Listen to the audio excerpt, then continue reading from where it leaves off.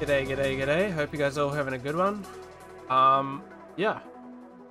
So, today's gonna be pretty interesting. I feel like we're not focused right now. Okay, well, we're gonna be a little bit unfocused, I guess. But yeah, so...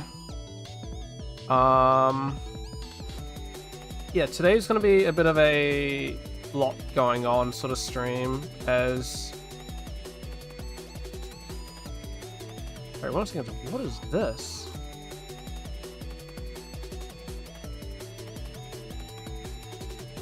Oh.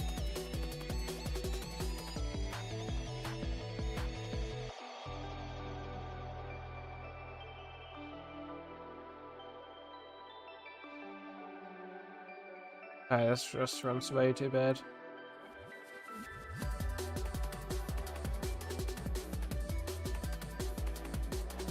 Oh, there we go. I was mucking around with the settings on my camera I saw two like settings higher than normal resolution. I'm like, I don't know what it's like doing that. It seems to be some like overclocky sort of thing, because yeah, well, you saw. But yeah, so a lot to talk about. I was meaning to stream yesterday, but we had some work Christmas do thingy, so it didn't end up happening.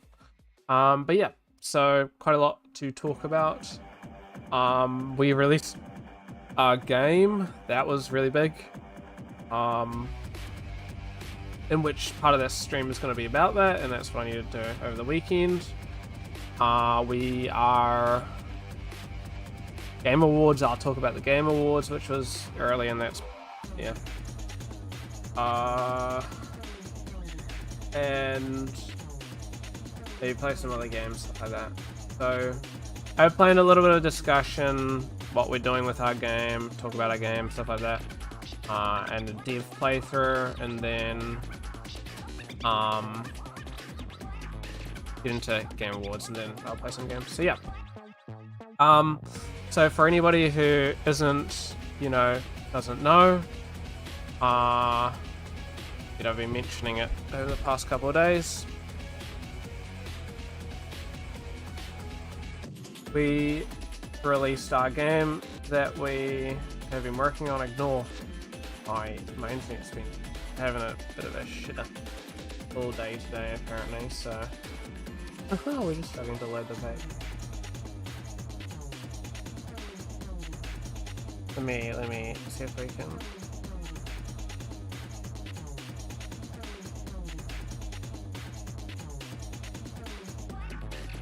Maybe Steam's down. I can't tell if this is on my end or not. I can't even load the Steam page. So...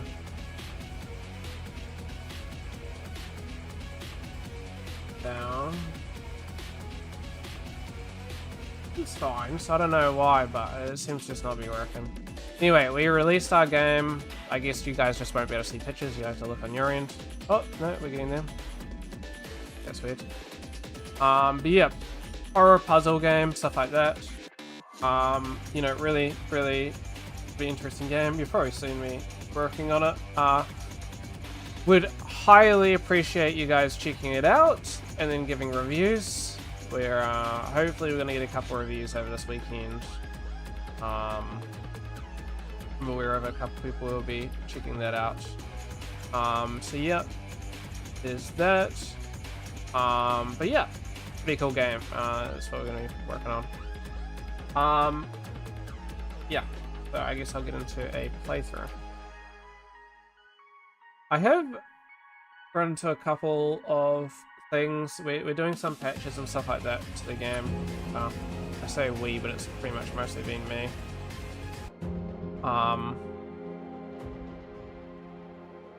We're fine.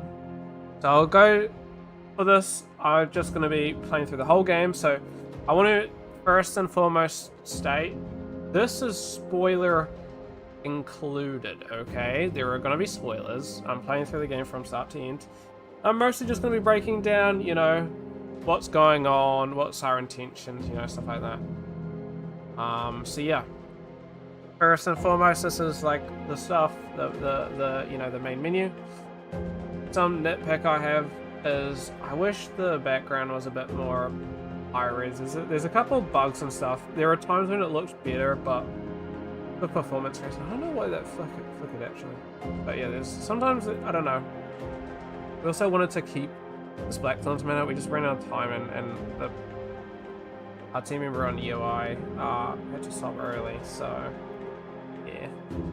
A couple gaps which we might improve. That's just settings that we've removed. We have mouse sensitivity, but I don't think this actually does anything. Right. Say. Wait. Move these two.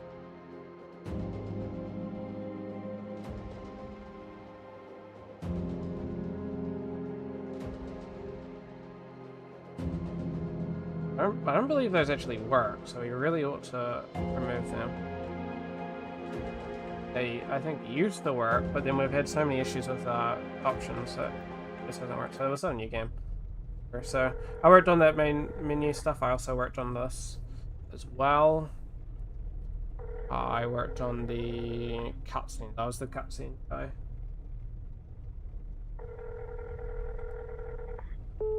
So the idea is, I feel like it's a little bit too flat, but I was having so many issues getting it even to work in the first place. So technically there is a little bit of swerving and stuff like that going on, just but checking in. yeah, No one's seen you since the was party you at the Manor last driving night, towards the house? You're not answering your phone, so I'm just pulling up to the Manor now. So just text me when you get this. It could have been better, but bear in mind we did a single programmer, so a lot of stuff sort of was what I could get done, really. Like, you know what I mean? I can't do heavily, you know, crazy stuff as we have issues. I'm going to turn down, I think,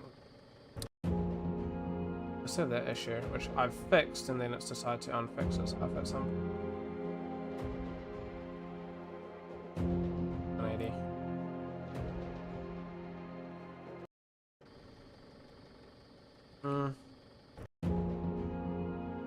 A bit darker again. Go 1 maybe. Super dark. I usually like 2, but bear in mind 2 is good for when you're I just usually place and I can actually. So yeah, I worked on that cutscene. You go in and you start off. We used to have a phone which would be done with space. And so you could actually go over here and there's a message you get on your phone. However, of course, I mentioned we ran out of time to do that. It would have been nice to actually add something to the car as well, but oh well. This asset we actually didn't work on this car. This is one of 2 assets that we didn't make us. Here's my little moss that I worked on. Came out alright. I'm somewhat fixing these. One of these lights was a bit munted at like here. I was seeing some weird shadows, but I've managed to fix it. That was actually I think the day 1. It was like day 1 patch, but like before it released, it was like a final day. I fixed that in a couple. But yeah, nice moss, like simple ambience. Now you walk up here. So we had the lights from the car our intention was they're going to point and light up this path, and so you're going to be walking down this path. Go. Now, first and foremost, you get this notification. Press E to interact. Press escape. I at some point made it so you can also press E. So if anybody wants to press E during those moments, I find it a lot easier. Now, the issue is you get that thing saying that you can press E to interact. A lot of people would want to go and interact with this. Now, before, obviously, because of the way that we set it up, you wouldn't be able to interact with it, but we've added functionality. Originally, we just wanted you to go in. Hello, Fleet. I would highly appreciate if you played our game and gave us a review. Like, a serious review, not like a joke. A bit of Texel stuff going on there. Yeah. And you could be in to win in the weekend year. Sure. And you could be in to win the Nitro as well that we're hosting. Anybody interested, join our Discord. It's on the game page, and you can win. So with that, we added the functionality that, having seen a lot of people playing the game, a lot of people wanted to do this. Is it the shit Nitro? No, like the full-on one. Like the most expensive one. It's just not a year's worth. Just a month of no more Nitro. So with that, we worked on this. Now, one thing which was more of a time thing is we had to write the text on the front of it, as opposed to being able to open this. That was just mostly a time thing. But yeah, I worked on this model here. Do not really want to talk too much about it because I ran into so many issues with it. I ended up having to remake this, which is so stupid. Did a little bit of ZBrush to get little details to the... nobody's going to appreciate it, but obviously. But yeah, so I came up with this text. It's essentially just Dear Edmund Blackthorne. For 500 years, like snapping on my... 500 years later, and your research has not been forgotten. I shall see you soon in the round between ours and the next. Solidosis facit beninum. Essentially, this is the idea behind this, and then it's the MMG, which is, I think, the... Thank you. What did I decide it to be? We had a couple choices to go by, but it's something guild. It's essentially like merchants or something guild, or some guild to do with medicine or something. But Solidosis facit beninum. Alright, have a good one. I'll catch you in the weekend. We'll go for a walk. What was it? It's essentially like the dosage. There's something like something's only poison, poisonous, depending on how much you. Yeah, the dose makes the poisonous. So, I wanted to come up with something like toxicology, sort of like sort of stuff. Yeah. No, we're not doing that then. Another time then. But I thought it really suited. Or here. So yeah. Yeah, we'll see.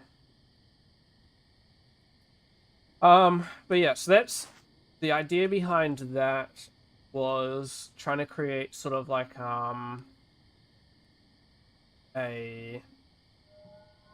that is a very good one. The idea behind that was sort of like a little insight to what's to come. If you play through the game and remember that, and like you read it and you remember it, it sort of explains a lot of like the events that happen within the game. However, it was sort of like something that I wanted, because we were either going to do something like that, that sort of gives a little bit of insight, or we're going to do a jump scare. I decided against the jump scare, mate. Program was busy, so that was going to take too long, but these are easy for me to make. So I kind of went with that. The something that's like if you remember it, it's going to be beneficial. It's going to be cool, and it's little like that makes sense now. But if you don't remember it, it's not a loss.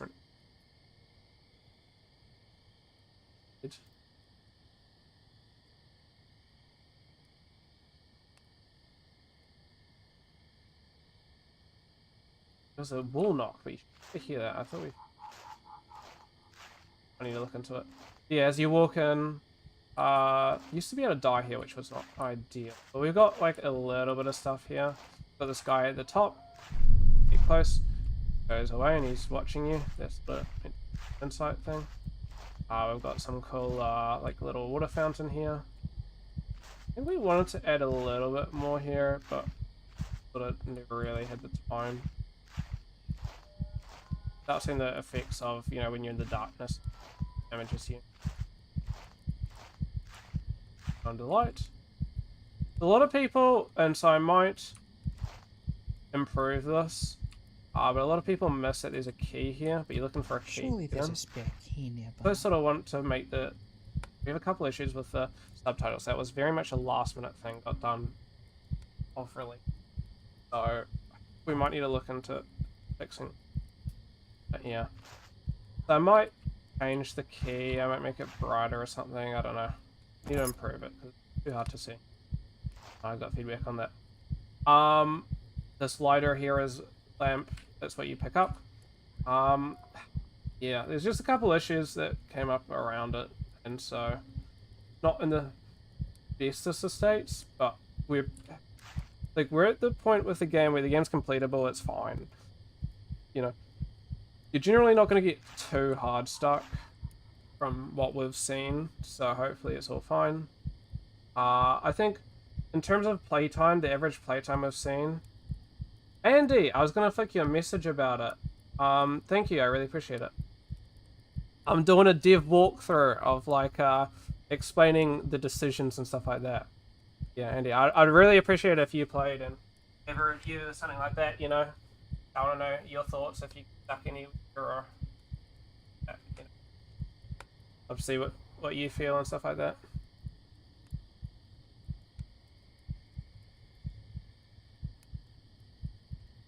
Speaking of, I'll take a minute. How'd your the rest of your course go? You said that you're working on like one last big project, I think last time we spoke. But you should be finished now, right? Thank you, that's so good. No, yeah, no pressure or anything like that. But yeah, how did that go? You mentioned that you're working like a real big one. I was pretty intrigued to see how that was all gonna go.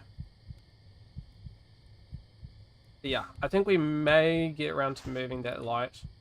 And there's a key there that I might either change the color of or add a bit more emission or something to draw the player. It's a little bit less than it should, considering it's like you use a little bit hard stuck if you can't.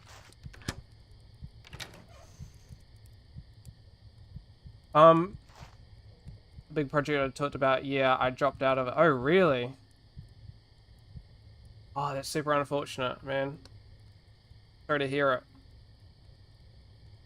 Did you at least get some pretty cool, like, personal stuff out of it? Like, sometimes, you know what I mean? Like, there's a couple of times where, like, I might be working on something that, isn't, like, 100% what I want to do, and I'm not 100% happy with it, but at least, I've done the best that I can, and I still have some things that I can take out of it and put into my portfolio, at least, as anything. Maybe the project and working with the director wasn't the best experience, but any like effects and stuff like that you could at least go, hey, this was a really cool effect, at least that I liked, and I'm willing to share it, stuff like that, or not so much. Because then again, if it's something like a project that you're not like 100% for, then it'll like... was it like a school project, like we're in the pre-production? Oh, really? Was it? Oh, personal. Ah, yeah. How many people were working on it?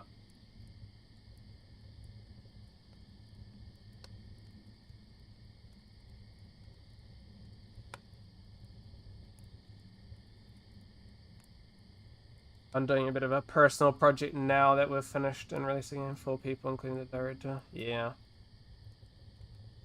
Oh, really?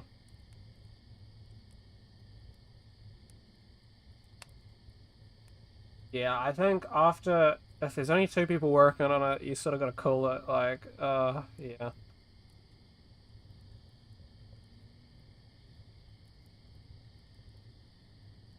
Yeah. I think at 2 people left, and if one of them's a director, unless the director's doing big work, like, yeah, I don't see getting too much out of it. But no, that's really unfortunate to you. I've been working on a lot. I mean, the key thing that I've been working on is building up my portfolio. So, where are we sitting? I mean, we've had a couple of interviews. I've got an interview next week as well, but I got nothing from the first interview. Second interview, which will be with Pickpock. That one I know we're not getting anything because they said that they're not hiring any artists, but they'll at least, you know, note down anything that wouldn't. I might update this actually with the new thing because I've actually been working on a competition for that and I got kind of lucky here. So I was working on some environment pieces. These are nothing like spectacular. These are just very meh models. However, it is utilizing highly optimized stuff. So with these, we were doing the task. I need to remove these actually blocks. I might just. If I remember. I don't think I show it. That's something that I really need to note then. Because essentially we did 2 tileable textures. Yeah, I did a tileable and I did a tileable for this fabric. The fabric here. We did tileable and then I did 2 trim sheet, which everything else is done a trim sheet. So it's all like one thing. So you're not going to be able to bake like detail and stuff like that. So I can't do like AO or like, I don't know, this cloth being here and stuff like that. So that the ability to do a bunch of stuff. It's living in Christchurch, how are you? But if I get a job, I mean, I'm moving and stuff like let me remove this because I got into blacksmith props. DS render 8.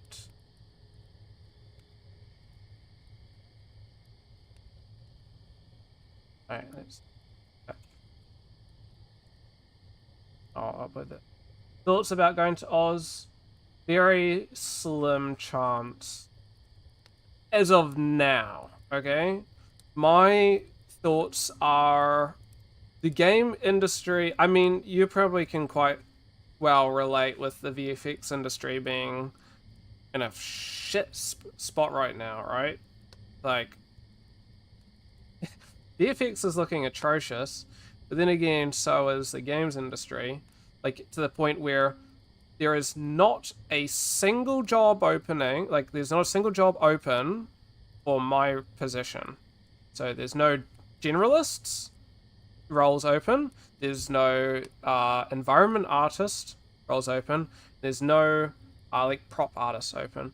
Technically speaking, there is like a microtransaction. However, that's for grinding gear, and I already had an interview for grinding gear. So, it, you know what I mean? If I applied for that, I wouldn't get the job, of course. So, yeah. Always, you know, I'd have the job at grinding gear. Already. So, yeah. So yeah, that's the issue with the games industry, at least in New Zealand. That's not even just Christchurch, that's New Zealand as a whole.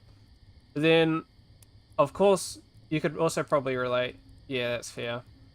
You could probably, I don't know if you can relate, but I'd imagine you can, to the point where juniors need to have like 3 years of like experience in the industry. But how the fuck do you get those 3 years if, you know, in order to get those 3 years, you essentially need 3 years of industry. It's like there's no intern. game dev does not have internships. Not a single company has internships. Yeah. At least Weta does internships. It's probably like the only pro of that, but no, games don't. Yeah, not a single. There used to be a couple years ago, but that was for programming, which is not my role. No, I don't think there's ever been an internship in New Zealand that I've heard of, really. Definitely not as of the last couple of years, but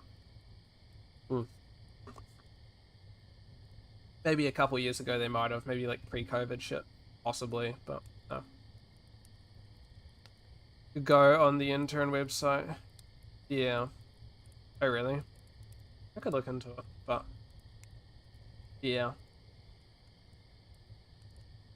That's what we have.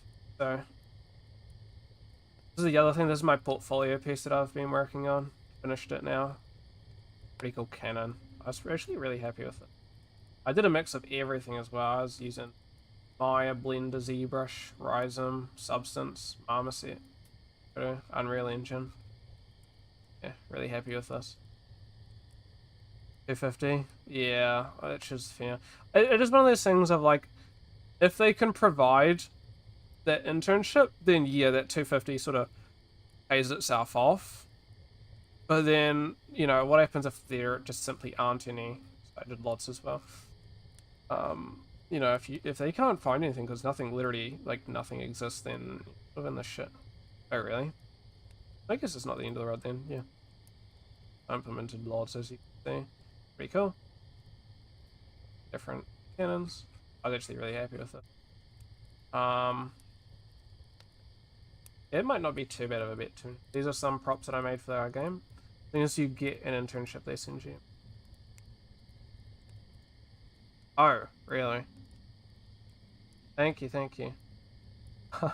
I would hope so, though. I would hope so. Considering this is like, I'm putting everything. I'm putting so much into this. But I'm like into a bunch of areas. I'm like focusing on like a really small spot. Oh, really?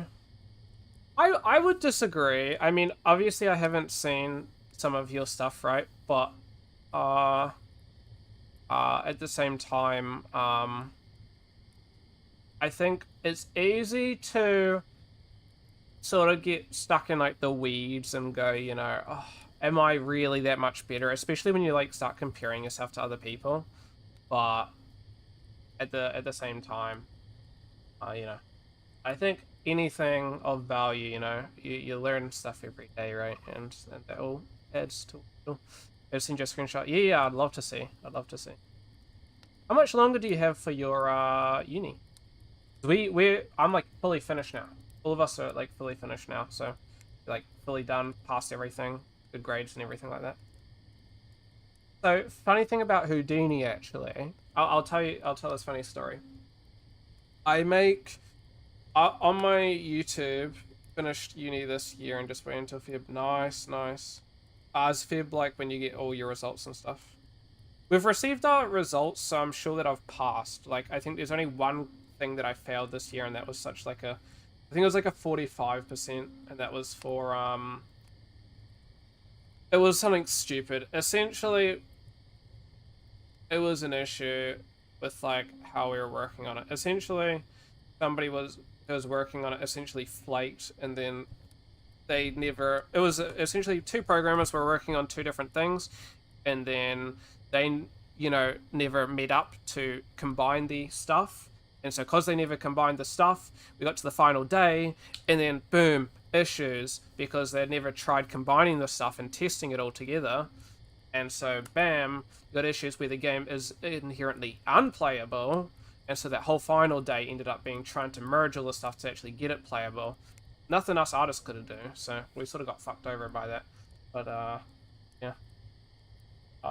That was the only I found, but otherwise everything else I've been getting like hella good marks, which is really cool. I can suck at half the shit I do. Oh yes, I'll tell you the rest of my story. So some things that I do outside. Yeah, what's up?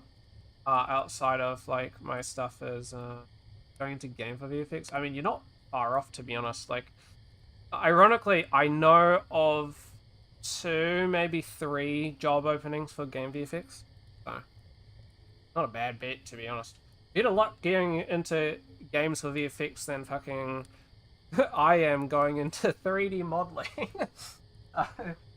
At least at this current stage, so yeah. It is quite a bit different though, you know? VFX for games and movies was quite different. Especially because games, you have to be... Games, you're very limited on time and the amount of frames that you actually have. There's an effect, right? For example, if I'm shooting like a fireball at you, right? And I'm like spawning, you know, maybe like a wall of fire at your feet or something like that. You don't have a lot of like time to really ramp up the effect unless that's, you know, it's sort of like a chart.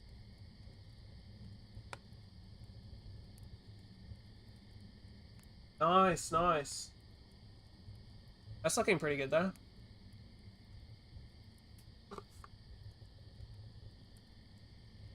But yeah, whole like comping, stuff like that, like a real struggle. I've been doing a bit of VFX sort of stuff aside. Where is it? I worked on, I was one of the guys that did VFX on our game. 35 hours to render. Jeez. If I continue, I can show you some VFX that I worked on these little candles, of course. These are pretty cool. They got like a little smoke trail that goes up. These are like real-time VFX. I worked on the VFX of this, but this is nothing like crazy. All it is it's essentially just... So, it's something that I did in Embergen, and then I rendered it out as a flipbook, and then I imported it. That's just wait, not with the quality. And then we added some embers going up, which are not as bright as they could. I might touch them up actually. Got some. Here is an example of.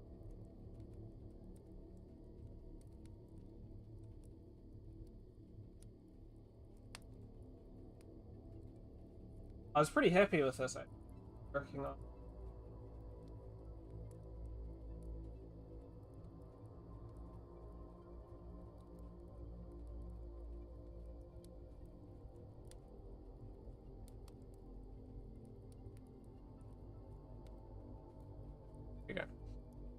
It is it well okay, you cannot ask me. Yes, it is real time. It's very like okay, you can't ask me because I'm like the certified, like, you know what I mean? I'm like, you know, if somebody is selling somebody on Embergen, you're asking me, okay? I'm the one who sells people on Embergen, okay? So you're going down a dangerous road asking me if it's good. Because I will sell you on it, whether you like it or not. Here we go. Here's a little thing. This was like, I did this essentially in like one day because I was super busy. I worked on some like smoke VFX and stuff. This is nothing crazy. I spent maybe like 5 minutes on it. Let me see. And I made some smoke. This was pretty cool. So I got some like smoke coming up. Oh, you can see. Look, you can actually see that this isn't even a chimney. Yeah, this is unreal. It's essentially this. I've taken it and I've squished it and I've shoved it up top because you're never gonna see it from the top, so it's not actually. I just like, oh, it needs a chimney, so I got smoke and stuff coming up. It's actually really heavy. That's unreal.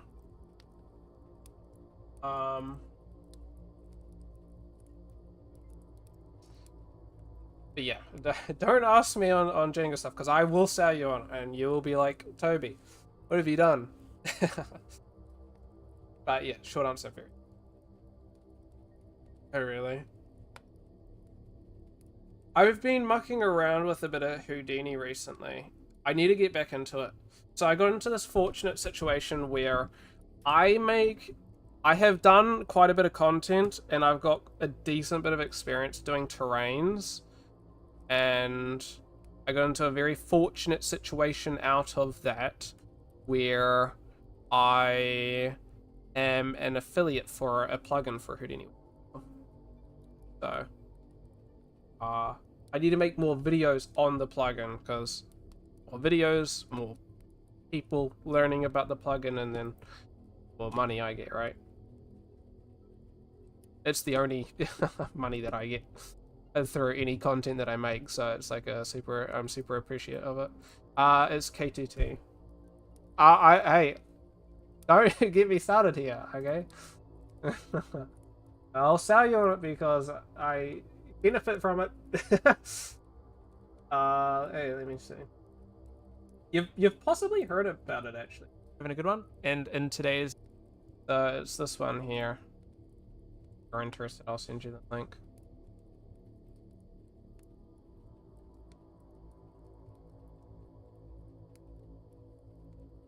I don't know. That might not be. Does not want me to send it.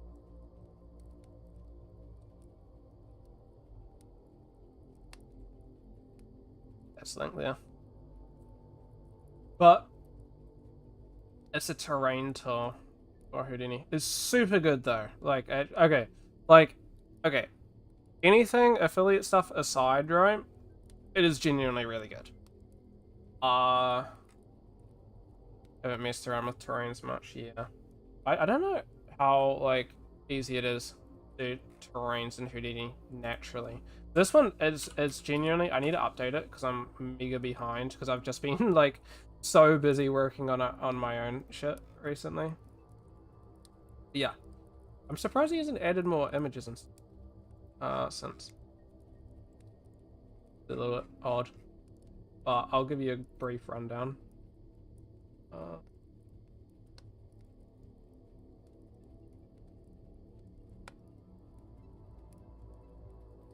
I just don't have the the disposable income to afford Houdini, actually. No apprentice it is. Which I'm glad they offer apprentice. So anything I do with all this stuff is fun because I can't export. In the meantime, we'll continue to go through. So assets for that. This is for our game. This I didn't model these. This is just a level design piece. It's like a walkthrough.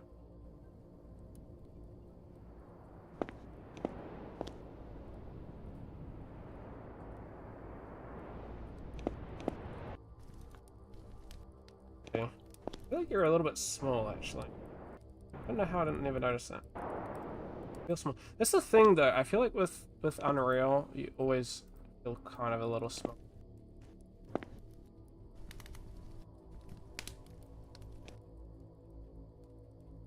Very cool, though. I genuinely. Oh, I'm. Nice, nice. Nice Porsches. Oh. Unreal's hard though, there's like so much to it. Where is this going? Oh, there we go. Are we launching? Oh, okay. Oh shit, now it's all coming. Oh. Okay, here we go. But it's like super cool, check this out. Going geo. Okay, here's the thing. I do not natively use Houdini outside of like, so you're like, oh, that way. Trust me, I'm just doing it the only way that works for me. I don't do anything crazy. But yeah, so we got this light field, for example. Out. I don't know if there's like a control F or something. Let's go like maybe like a mountain or something. Done too much. Base F. Pretty cool. Oh, this it does work actually. Nice. I really appreciate it. Little like that maybe.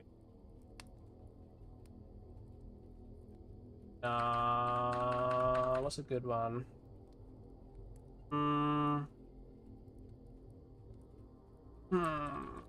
Terrace. Do like to terrace just a little bit. Bear in mind, I'm running my game at the time, so don't. Performance. That. Bit of variation. Go through like a fluvial erosion. I have to speed 75. It's so good though. You get some real good stuff.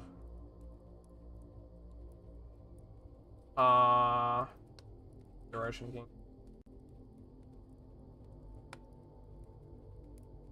Wait, where's the smooth? This one's pretty good. You can nice stuff. But that's like a real like basic. Fuck. Okay, well, we weren't meant to close it, but it closed itself. Let me see. Or do I show? Maybe I show something cool here. Having a good one. Here we go. So here's this mountain that I worked on. For example, some little details here, little like cool pictures you could take. Yep. Game. Yeah, this is like really cool. This is just like, this is, bear in mind, I worked on this from 11 minutes to 16, so 5-minute terrain, and that's it. Like, untextured, of course. But, you know, it's not hard to get something looking good, you know? Here's another terrain. I mean, I didn't make this terrain on this video itself, but you can see this is, look, height field mountain, terrace, smooth fluvial, half trace light map. You literally have, you know, 5 nodes, and you got something looking like this. The background mountains and stuff like that you need in, not bad. I mean, got a bit of a texture thing. I'm not like the genius when it comes to texturing and stuff, and we're gonna have to do some actual like setup and stuff. Like, you want really nice high detail stuff, but this is a basic texture example as well, not too complex as well. Get some really easy stuff. Like erosion on the texture and everything. Yeah, it's a really cool tool, to be honest. Yeah.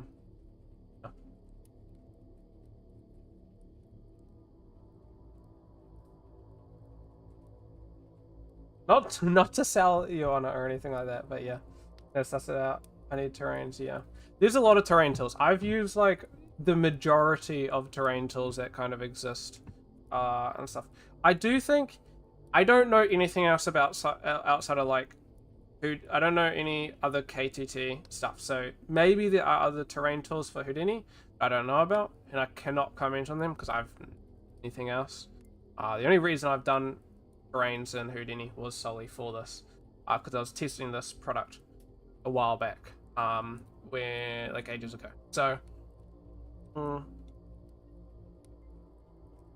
yeah, there may be other plugins that are also really good and stuff like that, but I've never experienced, so don't, you know,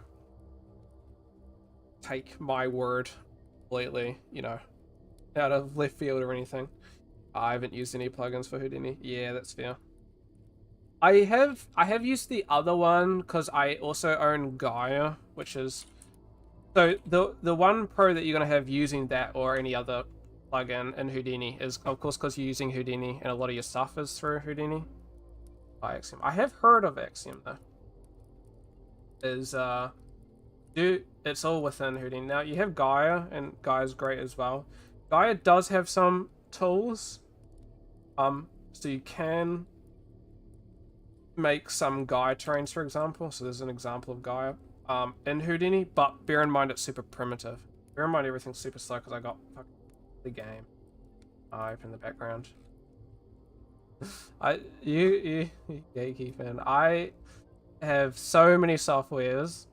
I've spent so much money as well on software, but it is like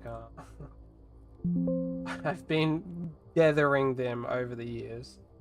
I use way too many. I'd say like, for like even just like a normal piece, I need softwares to auto UV my models. I actually love UVing now. I really enjoy it. But then again, I enjoy game stuff. If you don't have like mega optimized stuff like I do, like with some film stuff you don't need to optimize it a lot, then yeah, UVing can become a real pain. I use Rhizome for my stuff, which if you know Maya, so Maya UVs, like the Maya UVing stuff, essentially when they're using the Rhizome, and yeah, Rhizome's great.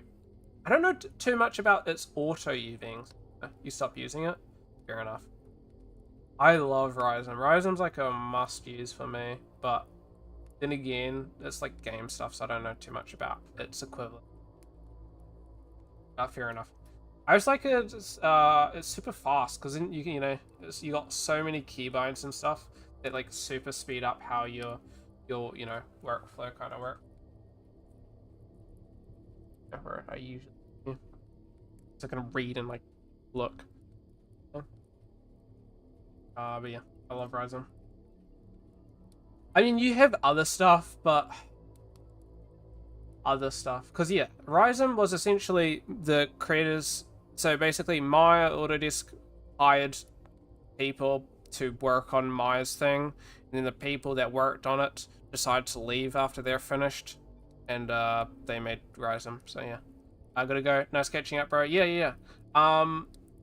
Feel free to flick me some more stuff. I'll send you if you want to. I'll do this. Hold on. That's that if you're interested on at least saving it so it's not just stuck in the stream. Is our game the link our game is so yeah. Yeah, I'd be totally down to see more stuff that you're working on and stuff like that. You know, I love to catch up with what you're working on and stuff, you know. Really cool to see. But yeah. Have a good one. I appreciate seeing you, Andy. And yeah, talk to you next time, mate. Have an awesome evening. Thank you.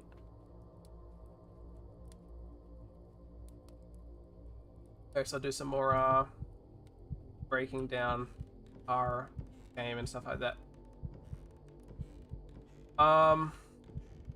Let me see. We walk in here. Walk in. There's a light at the end of the hallway. Turns off. The idea behind that is it's to make the player go, "Ooh, okay, we need a light source." And then there's a thing, and it prompts you, "Hey, if you didn't grab the lantern, walk back, grab the lantern from outside." Thing.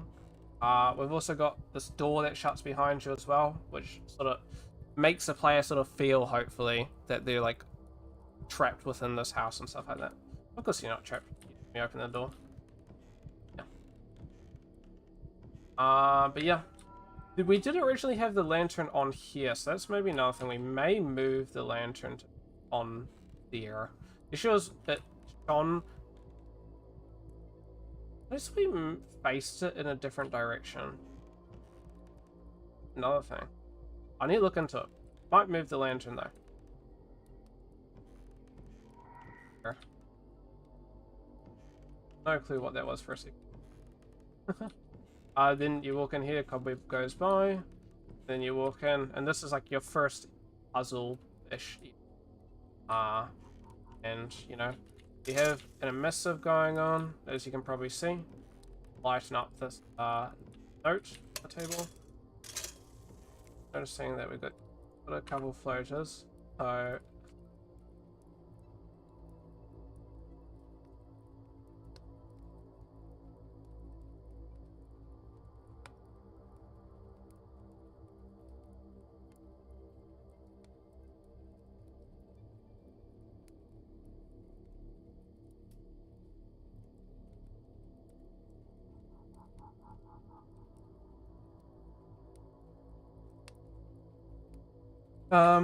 but yeah, so I mean to go pick this up. Sucked at riddles. You can press R to read. Essentially, you know, they're near. I feel their presence even when the house lies still. The locks resist, but for how long? I have secured many doors behind puzzles. but my mind is a fragment of what it once was, and I can scarcely trust my own eyes. I've hidden the code to the chest in this poem. Read it well, and then the path shall reveal itself. Oh, do we not? Oh no, we do. She watched the stars where dreams once grew. Moonlight kissed her hair's soft hue. Beneath that glow, upon the floor, the first mark waits by her chamber door. First riddle.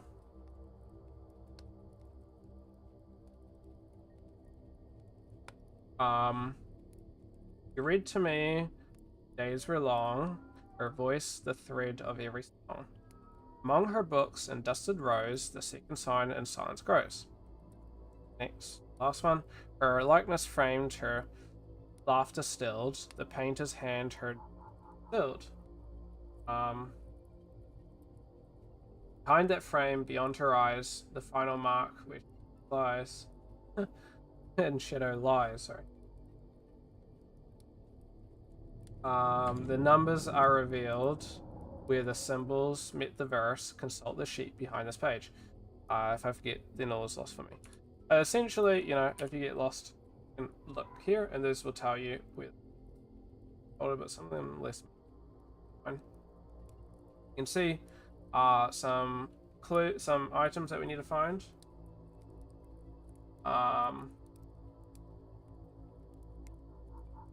And yeah, so we've also highlighted some key things. We've got like moonlight and floor. Looking for something to do with the moonlight and floor. Then books and dusted rows. And then painter's frame. So first one. Moonlight, you look for the moonlight, boom. Got the oddly some shadows just not show in this final game compared to... but yeah, we got this first one, and this is 9 on that list. Then we're looking for books in a line, essentially looking for a bookshelf. And you find the dragonfly. 2. And lastly, painting frame. Boom. Got this. So that 926. And you can find a couple fixes have been done since goes up. That's just a whole thing. See some remnants of a party as we want your friend being stuck in a party. Need to remove this.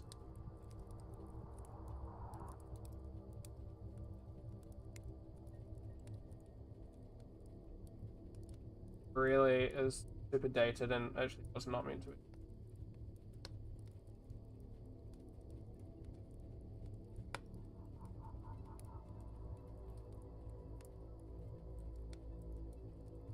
But yeah. Actually, you know, maybe, spoiler, gonna be able to really read it from here, especially on stream with a little compression. But, you know, maybe Kingdom Come didn't win awards and stuff like that. However, I did make an Easter egg. Not gonna really be able to read it. But Henry Scarlets on the side here. Sparkle tape. Played Kingdom Come Deliverance. Your last.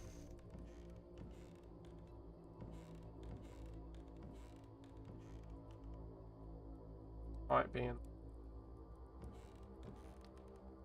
A couple of floaters and stuff, which one of our members went through and added a bunch of stuff, and I haven't gone through and fixed them up, and then downgrades the call.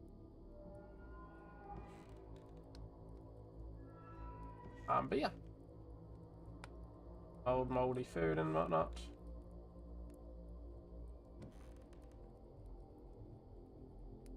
Old as weak.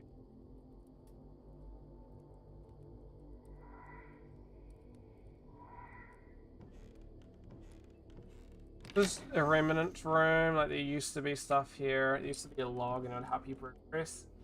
Can't anymore, but there is a lore note that you can... Oh, which is...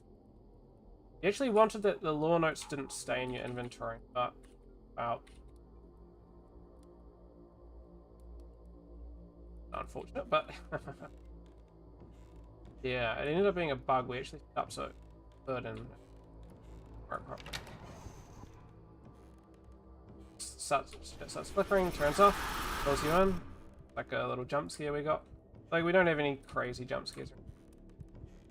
We have bathroom here, nothing in here. Go here. So what you'll find is, can't access this. Over there's a law note here. Is this, which noting something important, but I don't know what it is. Locked. One room you haven't explored. This. Maybe there's yes, another this. coloured candle nearby. Oh, looking for green can. Yeah. Go around the room. Find another law note. You'll also find outside where there's going on. Find a green candle. Up. This will allow you to place it on here. Open that, and we had a couple issues with you being able to reach through. You may still be able to reach through this technically. You have to be very like perfect spot, so mostly like you'll probably not run into it unless you're trying to break the game. But with this key, you'll find the basement key, and it allows you to reach the basement. I have an idea of having a map for the house at some point, but anywho, take a walk in. Put some stairs. What happened there?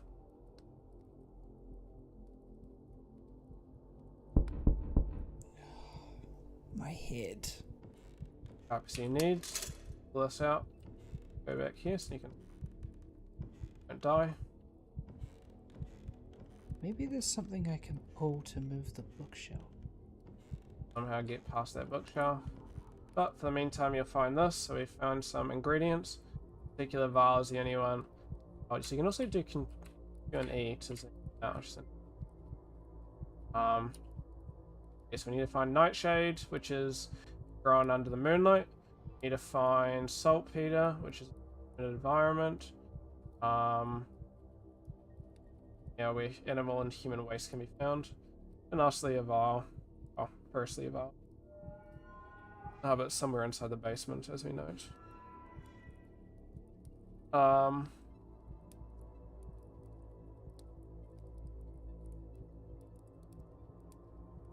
Right.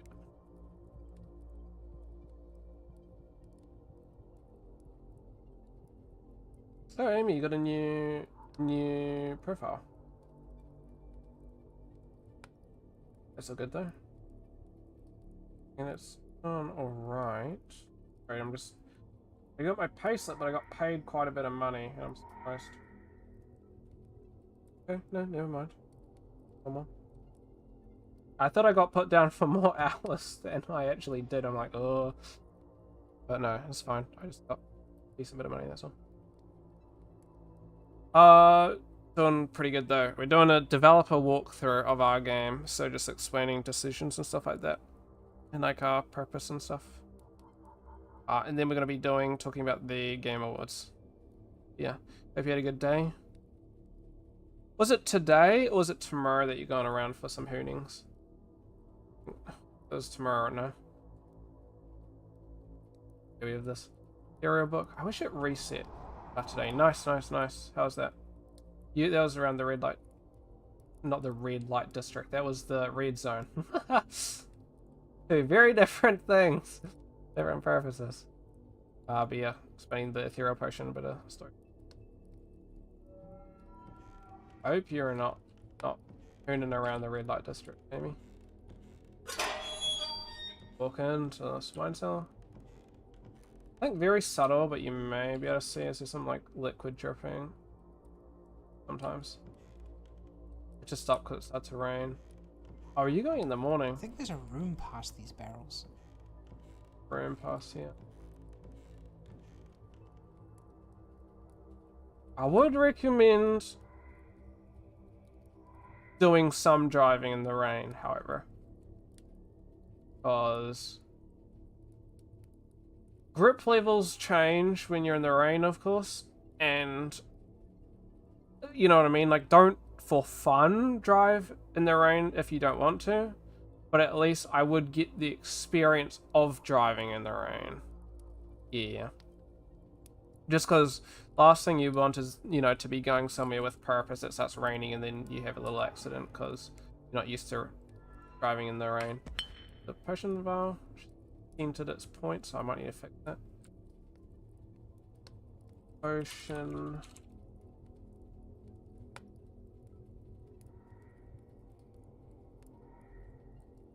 Noting down like a for what we fix up for our patch.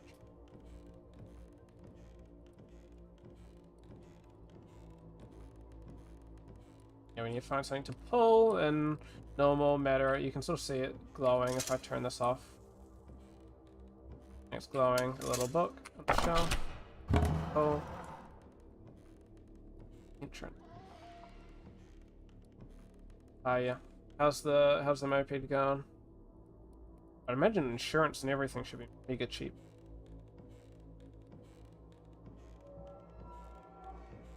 I worked on this tunnel, I was pretty happy with it. Good. Nice, nice.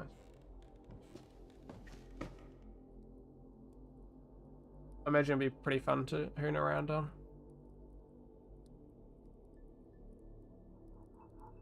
25 a month is... There's like a subscription for like a program, you know? I haven't seen this because we proved this. Used to need the shovel, but now I don't think you need the shovel because it's broken. That turns... Oh, yeah, don't need the shovel, unfortunately. There's that, there's the nightshade. Created a light to illuminate it, and you can sort of cut the lantern as well. And the saltpeter.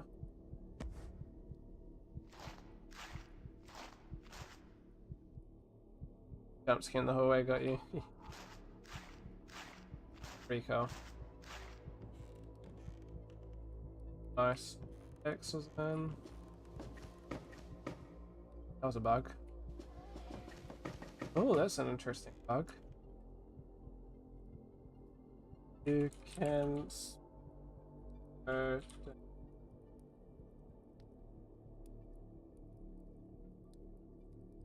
right. And spam it. That's really weird.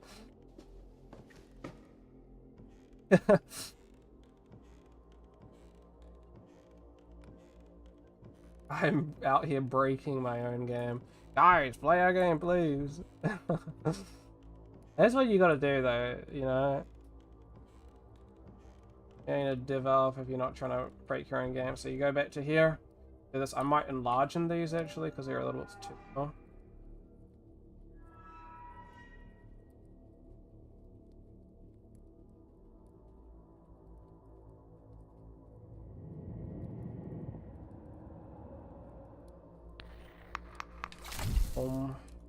Do that. Gift, drink it, and pop up on stuff. Real stuff comes.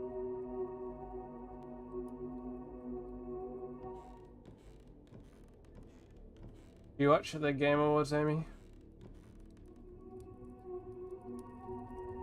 Maybe I could use this to get out of here. Nice. I noticed this. All these look way too similar. We should add different variations on a little bit too. Fair enough, fair enough. Most of the day, yeah. Ladder. Go up.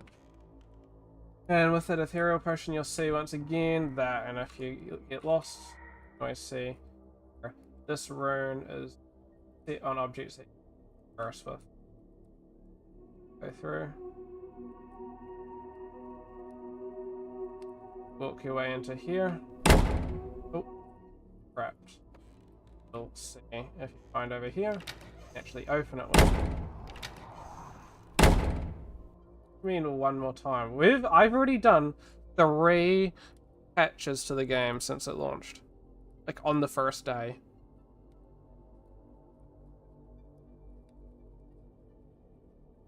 So there's been more than just one update. Yeah, there's been quite a couple updates. Small stuff, but like we're not gonna be doing anything, mate. Oh my god. This chair still doesn't have a collider. I've been gone for a bit, so I haven't actually been able to test.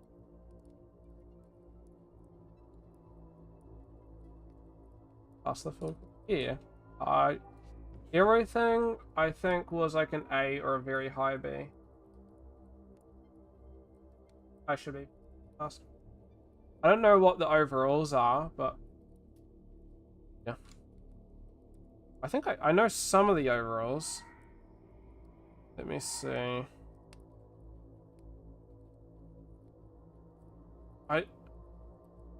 Lydia. Lydia was speaking.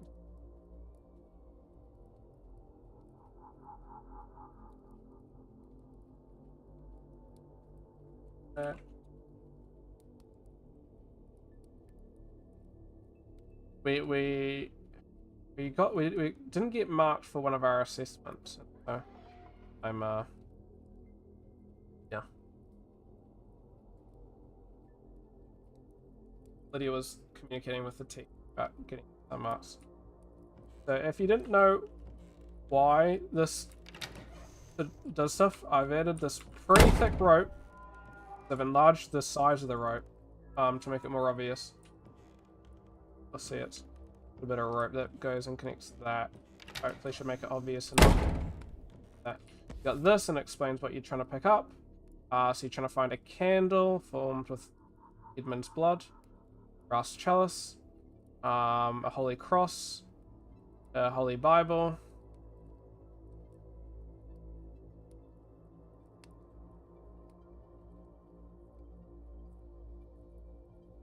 Holy Bible.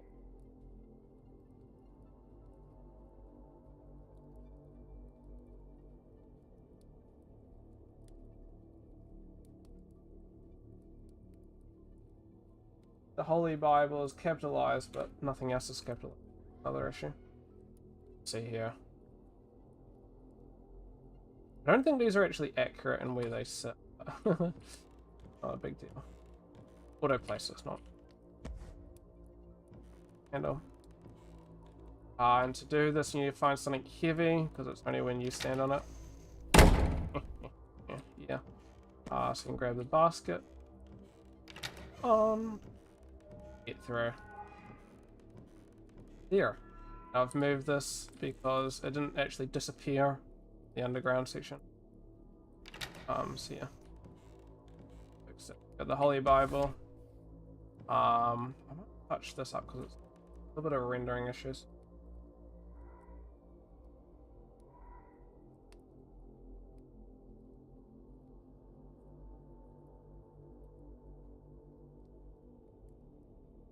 Oh yeah. Beast. Alright, the way to know where this is, you'll see there's a little code there. I mean, note it.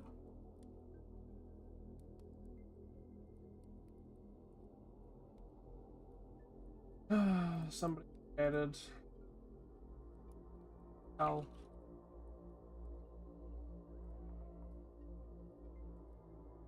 Somebody that I don't know of when must have added a decal on top of it because I don't know who's added that, but that needs going. Now 4-1. Noted in the 4-1. This has just been a bug testing. 3 more than anything. Go in here now. I don't talk about decals because that's been a soft spot. This is Sam's later. Later. Fuck. Body. Yep. It's been a lot of my time for the last while. Something interesting you'll see, if you turn... Oopsies, wrong button. Turn off the lighter. You'll see some stars, these little dots on the ground. This is stars from the sky.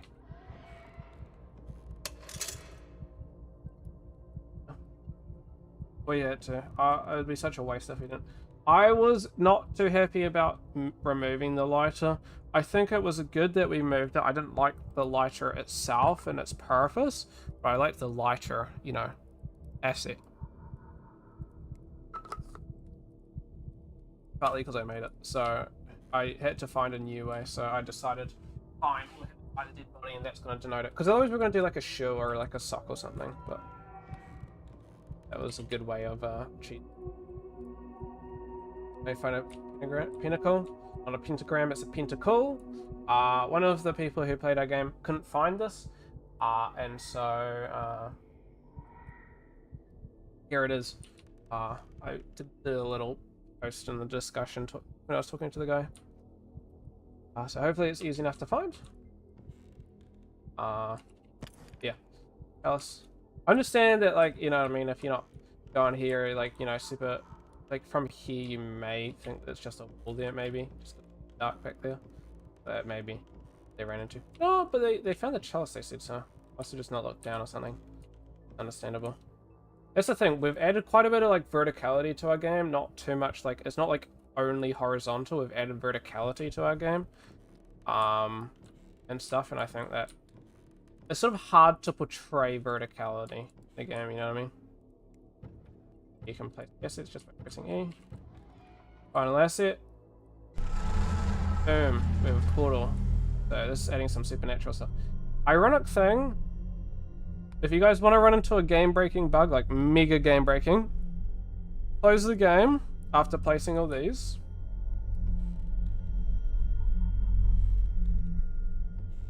And then reopen it. Oh yeah, it is a really cool one. Jacob was cooking with it. If you close the game, like, you know, go return to menu, and then you reload the save, you will not be able to progress. You'll be fully hard stuck. Especially now that I removed the div. And so. Yeah. But we haven't added the time, and it just takes way too long to be able to fix it. So yeah.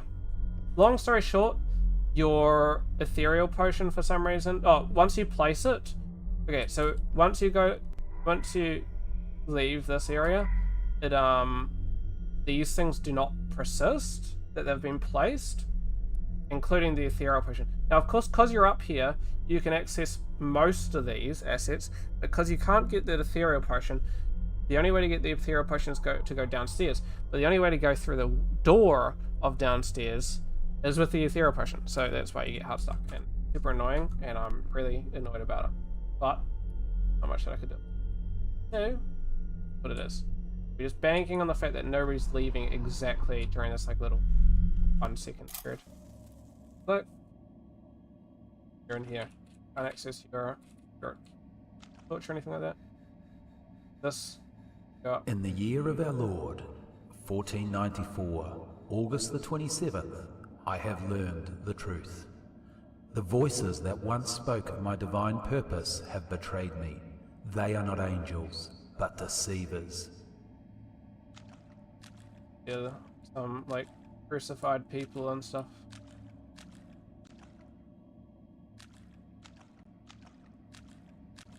I draw the path with this. I've added there's a real subtle like light just directing the player to like just down this path essentially, which is pretty obvious enough. We go. This is sort of like an end area. The portal they have asked me to fashion is no bridge of wisdom for mankind, but a gate through which they may pour and devour this world. You can just walk straight down here and stuff. You can also stop and stuff like that. It's not like it goes through all the text or anything. We've got some little triggers and stuff. Like lights that beam down on them. Pretty cool. Had some like crazy ambient.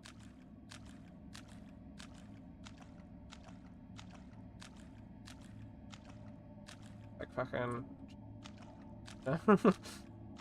I gathered all the objects that they required, all but the final act, the sacrifice with the blade.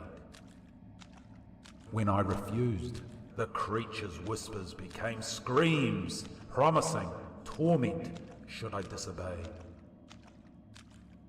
Helena, Marigold, they were innocent in all of this. I feared the voices would turn upon them because of my failures. What I did was an act of mercy, though no mercy can cleanse my soul. This is my dad voice acting. Their blood still stains my hands. Now the voices in my head wail without end. The same hands that ended my wife and child shall end me also. This was so funny. Yeah, I was actually pretty lucky my day because we were super stuck. So funny story actually. Yesterday, the reason I didn't stream was because I was at a Christmas work do with my work, Christmas dinner, and I was talking about that we released our game the day before on the Wednesday, to my things, and I was talking about how I'm like, there's going to be some voice acting in the game that you'll recognize to some of my co-workers because my dad owns the business. They're like, oh, who? And I'm like, my dad. So their boss technically is the voice actor in this game, which is kind of funny. But yeah, super glad and thankful for my dad for voice acting. But yeah, I need to get my dad to play through a game. One second, I won't get him to. One second, I'll be back.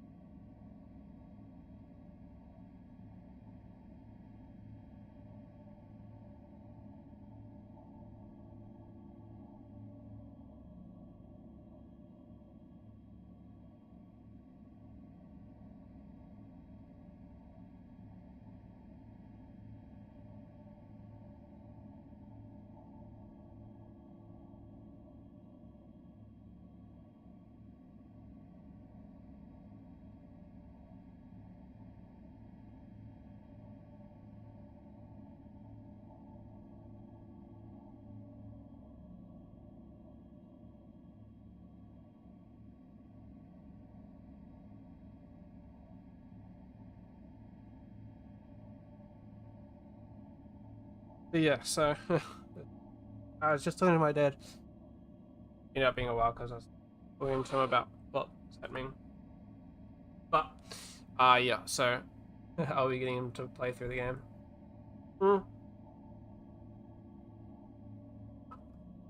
Because I've given him like bits and pieces of everything, but he's never actually like fully gone and heard or even seen how the like sequence goes, I don't think. So with that in consideration, he knows pretty much nothing. So I think I showed him ages ago, like we had some like ages ago like test audio effect. I think I shared with you ages ago. Of it, and gave him a little bit of an insider, but both been he hasn't heard how it sounds. So, we need to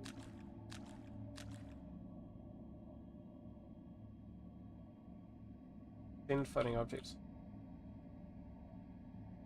I don't think anybody else will notice this, but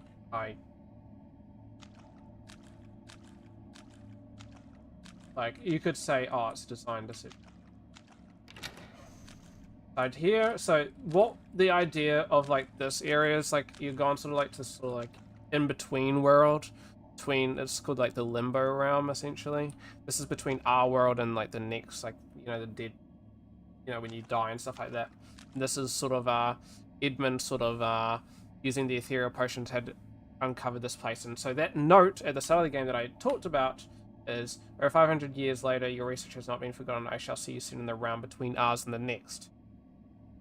Point in case. So all the stuff that had been laid out is essentially that person who wrote that note had gone through and he'd set up, and he had killed your friend and stuff like that, and had come to this area. And so this is your you know, you find the footsteps of that person, find out what's happened there, and it's taking you here to the realm between the two, limbo realm.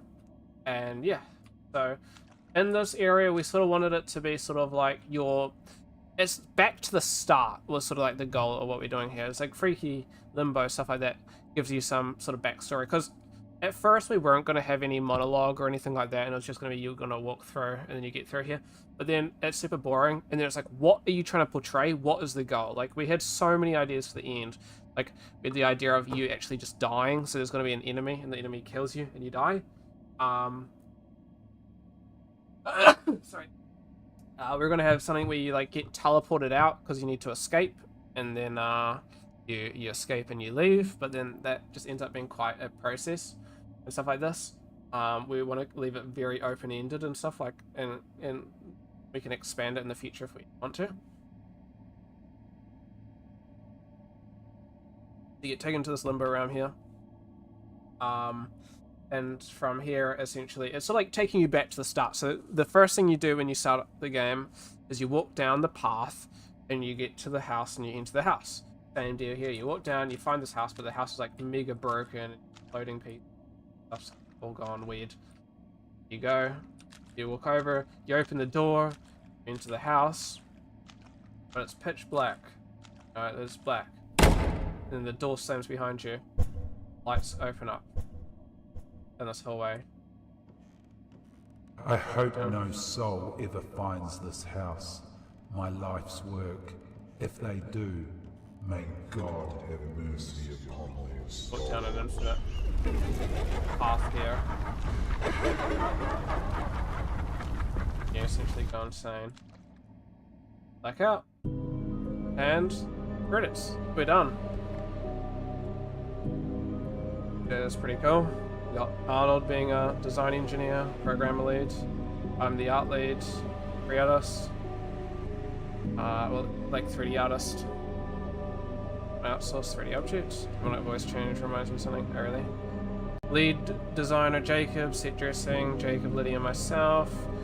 Me and Roxanne were on VFX. UI was Roxanne and Arnold. Sounds was Jacob. Story was Jacob, Lydia, and CJ. Cutscenes was myself and Jacob. Voice Jason was Jacob, Sam, Dory, Edmund, my dad. Playtesters, you're on here. Amy, you're featured on here. Thank you to Mentor and yeah. I don't know. I never told you that I added your name here, but I don't know if you ever noticed that. Yeah. Name down, a couple others. Yeah. And you guys want to see a bug? Look at this. Watch this. You die. Yep. Oh well. That's, well, our game there, yeah. That's like a full walkthrough. Yep. So you can, to preface, by the way, you're not like fully hard stuck. Like if I go through, right? I don't know why my settings are, I don't know what just happened. I don't know if there was anything that happened there that reset my resolution. Essentially, I can go through here now. Look at this. We're fine now, so don't fret and think that you can. Oh, and we got super lucky because this never ever got tested, but before, the first time you'd load into the level, any settings that you apply in terms of like brightness and whatnot would never be saved, but now they do get saved. So that's pretty big. Yeah. A lot of those.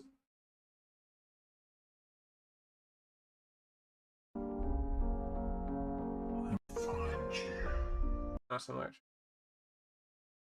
I just don't want to play too much because great stuff. Awesome. So that's our game. I need to make a couple videos this weekend. I would highly appreciate people playing the game and reviewing it. Like genuinely, really appreciate it. So yeah. Next, we'll be going into discussing the what do you call it? The boards. I have takes on things. So let's go through, I guess, IGN. I would say it was not a great Game Awards, personally speaking. Of course, everyone's open to their own opinions. It's all subjective. So maybe you liked it. Not in order, though. An order one. There you go. Not great. Alright, so yeah. 30-minute pre-show goes in. We see something called, the first up is this game called Free Shepherd. This is a pretty cool game. Like, it wasn't anything like spectacular, but it looked pretty cool. I'm guessing you're going around as a shepherd. I added this to my wishlist. This game looked cool, but it's a Souls-like game. And you're gonna start seeing that Souls-like are still the next big thing, apparently. I'm just gonna leave these off for now because so yeah, we're gonna start seeing a bit more Souls-like stuff. Pretty cool, but then checking the Donkey Kong Bonanza, one of the best family game, innovation of accessibility. Next Pragmata demo drop. It was not the demo though. I don't know. Oh, it was was it? It was the price drop. It was a demo drop. I didn't realize that. Oh, wrong. It was just a price drop. But yeah, pretty interesting. The game looks alright, but it sort of like with the art style and the way that they're approaching some things kind of makes some things seem a little bit weird. Like visually it's an amazing looking game, but because of that you sort of notice a couple small things like the lips don't really make much sense, but maybe it's not like an English game and so it's like the lips are made for, like, let's just say Japanese. But actually for games it's not too bad to fix it up and have like translation lips. I don't know. I know some games have. Clear Obscure wins the best indie game. I'm gonna have takes for this afterwards, but we go through. Best esports game, Counter-Strike 2, Chovy is the best athlete. Vitali wins Vitality, sorry. Wins the best. Uma Musume wins the best mobile game.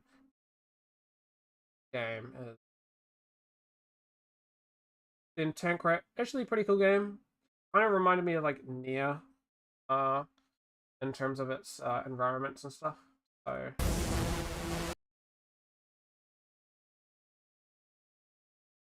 pretty cool actually.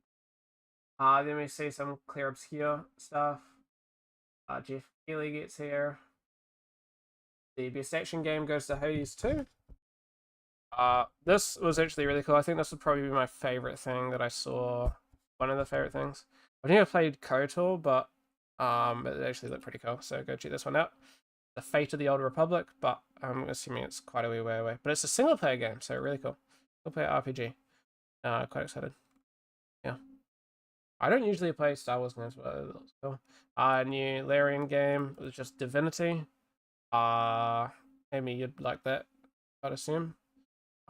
Looked very cool. I got my hopes up for like a Witcher game, like briefly, because there were some similarities to The Witcher, but it was actually quite cool. Yeah. Then best performance goes to Jennifer English. Then we see some new game Ontos, which seemed pretty cool, made by the creators of Amnesia and Soma.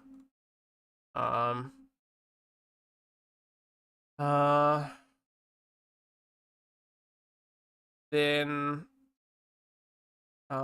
best performance. Oh, here we go. Best adaptation Last of Us Season 2. Best action game Hades 2. Best performance Jennifer English. Games for Impact South of Midnight. Best mobile game Uma Musume. Was it not just before? So why does that say Uma Musume be Derby, but then this one just says Uma Musume? Might be a little bit of a mistake with how they've made this. Yeah. Then Leon Kennedy returns and Resident Evil. I didn't think this looked too amazing though. The Witcher TV show. Yeah, okay. You don't even that Amy, because you know I'd crash out just. There is a lot of people are speculating that they're going to show off a Witcher 3 DLC, because there is meant to be a Witcher 3 DLC that we've known about for a very long time, since essentially like the start of this year. That's being in the works by Fool's Theory, I believe. And that's sort of as like a little bit of an approach of like, you know, making sure that they get the whole, you know, that everybody sort of knows where they're going in preparation for the Witcher 4.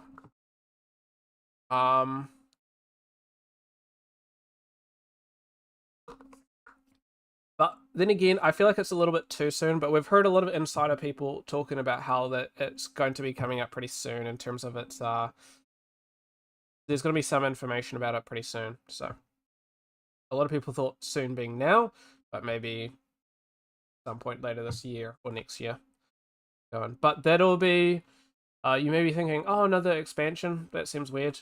So this expansion is meant to be a bridge between the third game and the fourth game, so the one that's coming. So it'll be probably very Siri focused and explaining, I guess, a little bit of an insight into what the next game. Yeah, a bit of an explanation, because it is a little bit like, you know, some people just like, you know, I'm not going to say anything because I could say things, but it'll be spoilers. But there's a couple things that need to be just know that The Witcher is a multi-ending game and choices matter, and so that can impact how the game ends.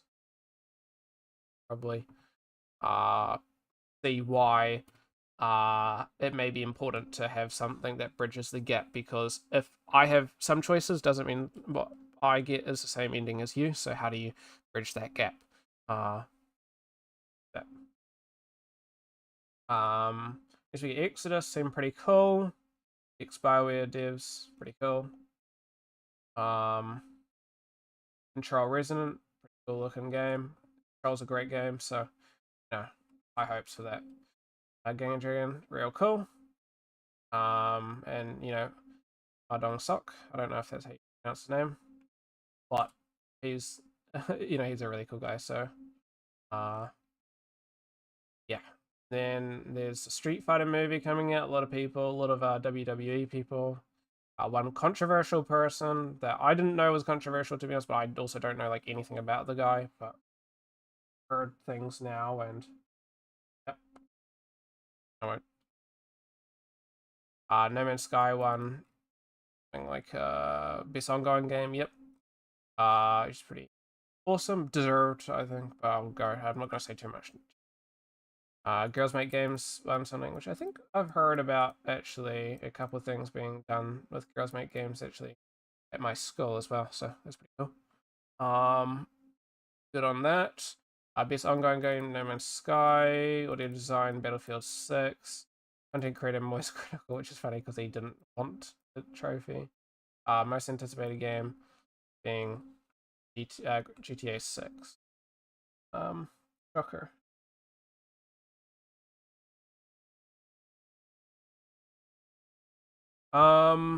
Then two new Tomb Raider games, which is crazy. I was not expecting two Tomb Raider. Like, you see the first Tomb Raider, it's like, oh, that's pretty cool. You see the next thing, and it's like, huh, this kind of looks like Tomb Raider again. And it's like, oh, there's a second Tomb Raider game. So this one's 2027. This one's 2026. And then best action adventure game going to Hollow Knight Silksong. Best art direction going to 33. Some strategy going to Final Fantasy Tactics, Ivalice Chronicles, and then best debut indie game going to 33. Then we find out about some Diablo expansion, which looks cool. Kravitz is there because he's going to be the villain in 7. Then yeah, the best score goes to some Warframe stuff. Oh, I need to play some more Warframe. This does remind me that I gotta play some more. Then best music and score goes to Pure. Racing games goes to Mario Kart. Media support goes to Baldur's Gate, VR, Midnight Walk. Best RPG, Clear Obscure. Player's voice, Wuthering Waves. Evanescence does their Devil May Cry song. Then No Law looked pretty cool from what I remember. Arc Raiders wins best multiplayer. Total War Warhammer 40k.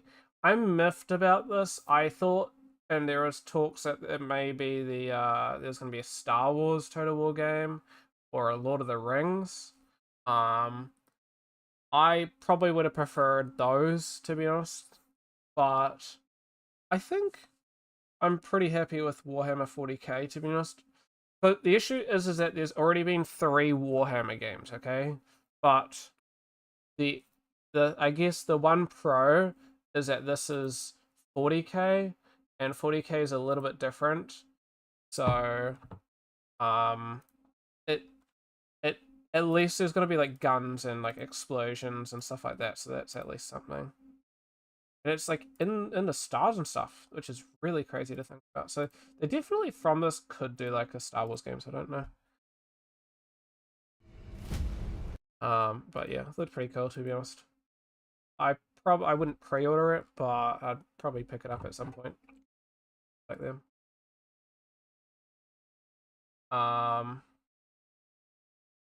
Ace Combat 8. I thought this was Ace Combat 9, and then I hear that's another Ace Combat 8 fucking DLC. Like, when are we moving to the next game, buddy? Then Star Wars Galactic Races, which is actually pretty cool. I've seen another game that's, I think, being worked on, maybe an indie game that's based off of the actual racing of things. So that's really unfortunate. Is essentially what they're working on and stuff, and what they're trying to do. These guys, Star Wars, like, oh, our turn, and it's gonna release potentially before their game. Oh. But you know what? Maybe then we got 2 cool games like that. So, in Phantom Blade Zero, Mega Man was a surprise, and then last but not least, we got High Guard. I have major opinions on High Guard. Not at all interested. It just looks like a very generic game. And it's sort of like, you look at this stuff and it's like, what is going on? Like, it's coming out in 7 weeks. Like, yeah. I do really feel for the studio and the devs. I can tell you now, it's not going to be, they're going to have to do a lot of work to get it to be, at least it's free though. But, so, it's a hero shooter, so that's at least good for you, Amy. I honestly thought it was like a Battle Royale or something. Like, you watch the trailer, it's still like, I've got no clue what's going on.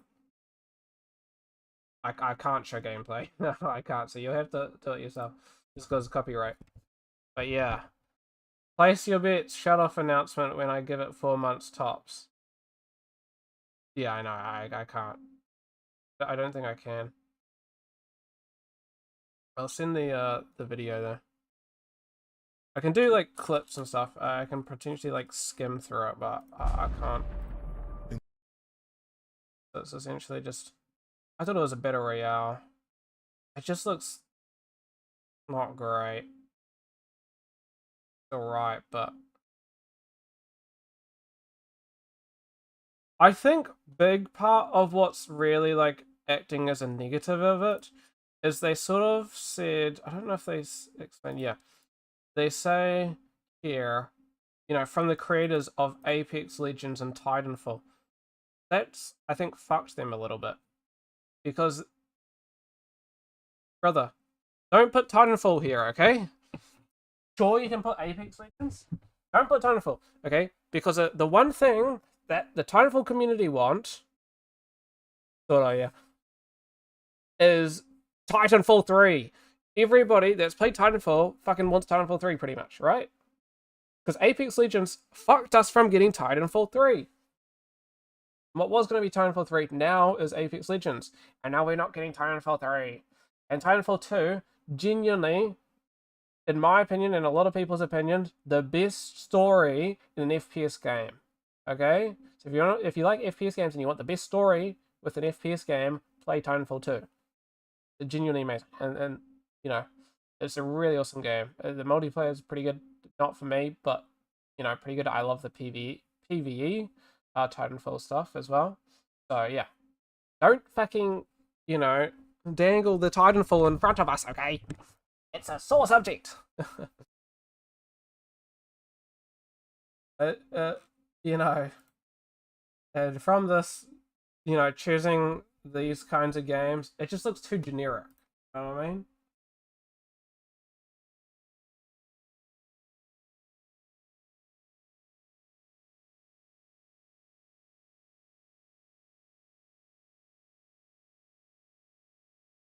Exactly.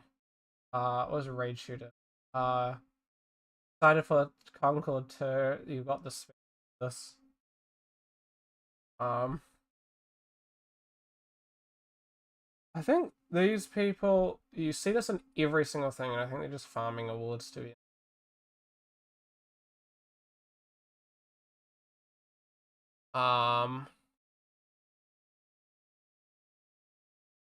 We got this set of Titanfall 3. It's not actually the same studio. Play shooter. AAA posing as an indie. Fucking the stupid Linux shit that happens.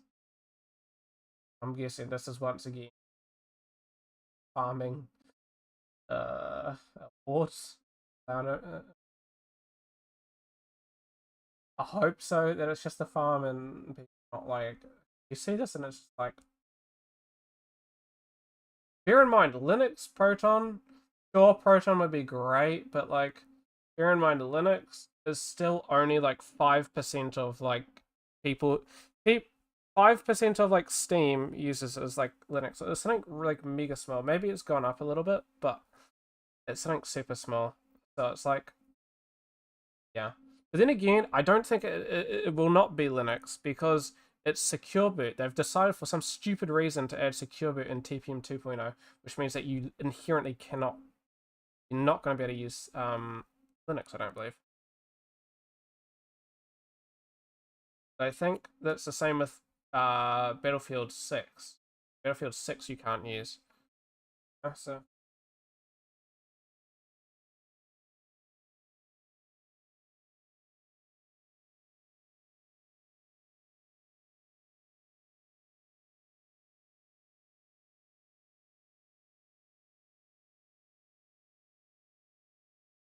this is stupid. This is gonna fuck them as well. I mean, the game looks kind of mid already, but this thing, yeah.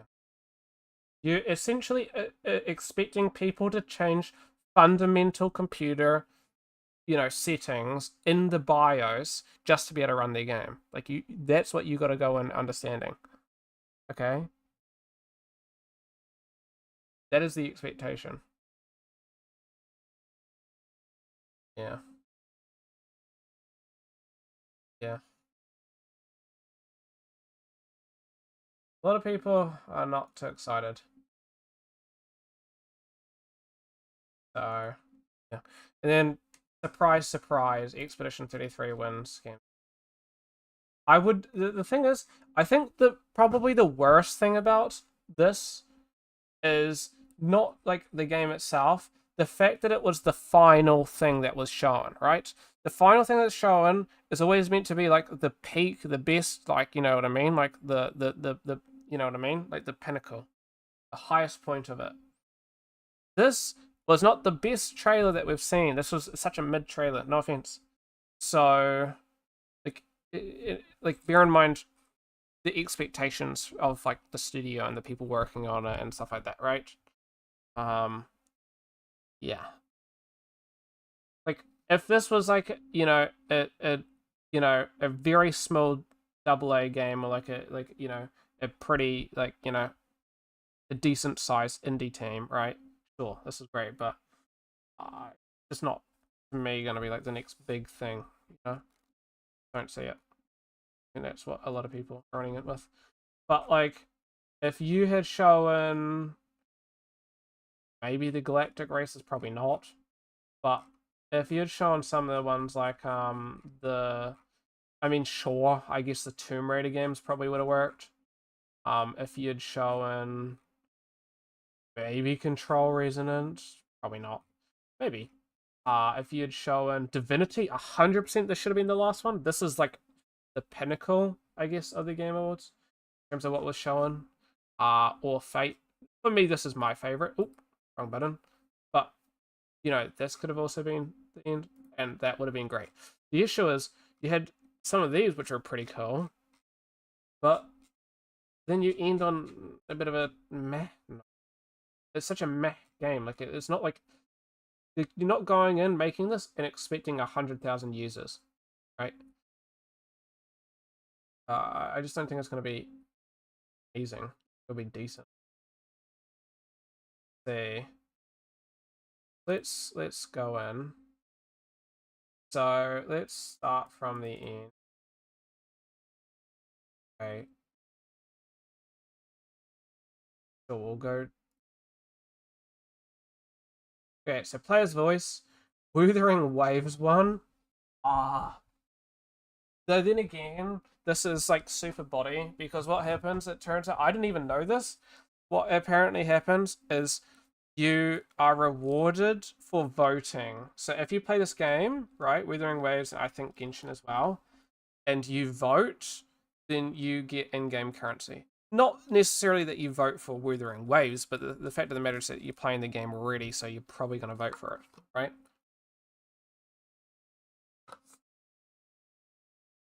That's kind of what you can expect and how it's going to work. On top of it, in my opinion, player's voice should never be. It should only be games of this year. Genshin Impact and Wuthering Waves are not of this year. Sure, they're like, a lot of people play them this year. They're not games that release this year. I think it should only be games that release this year. It makes no sense having games that didn't release this year.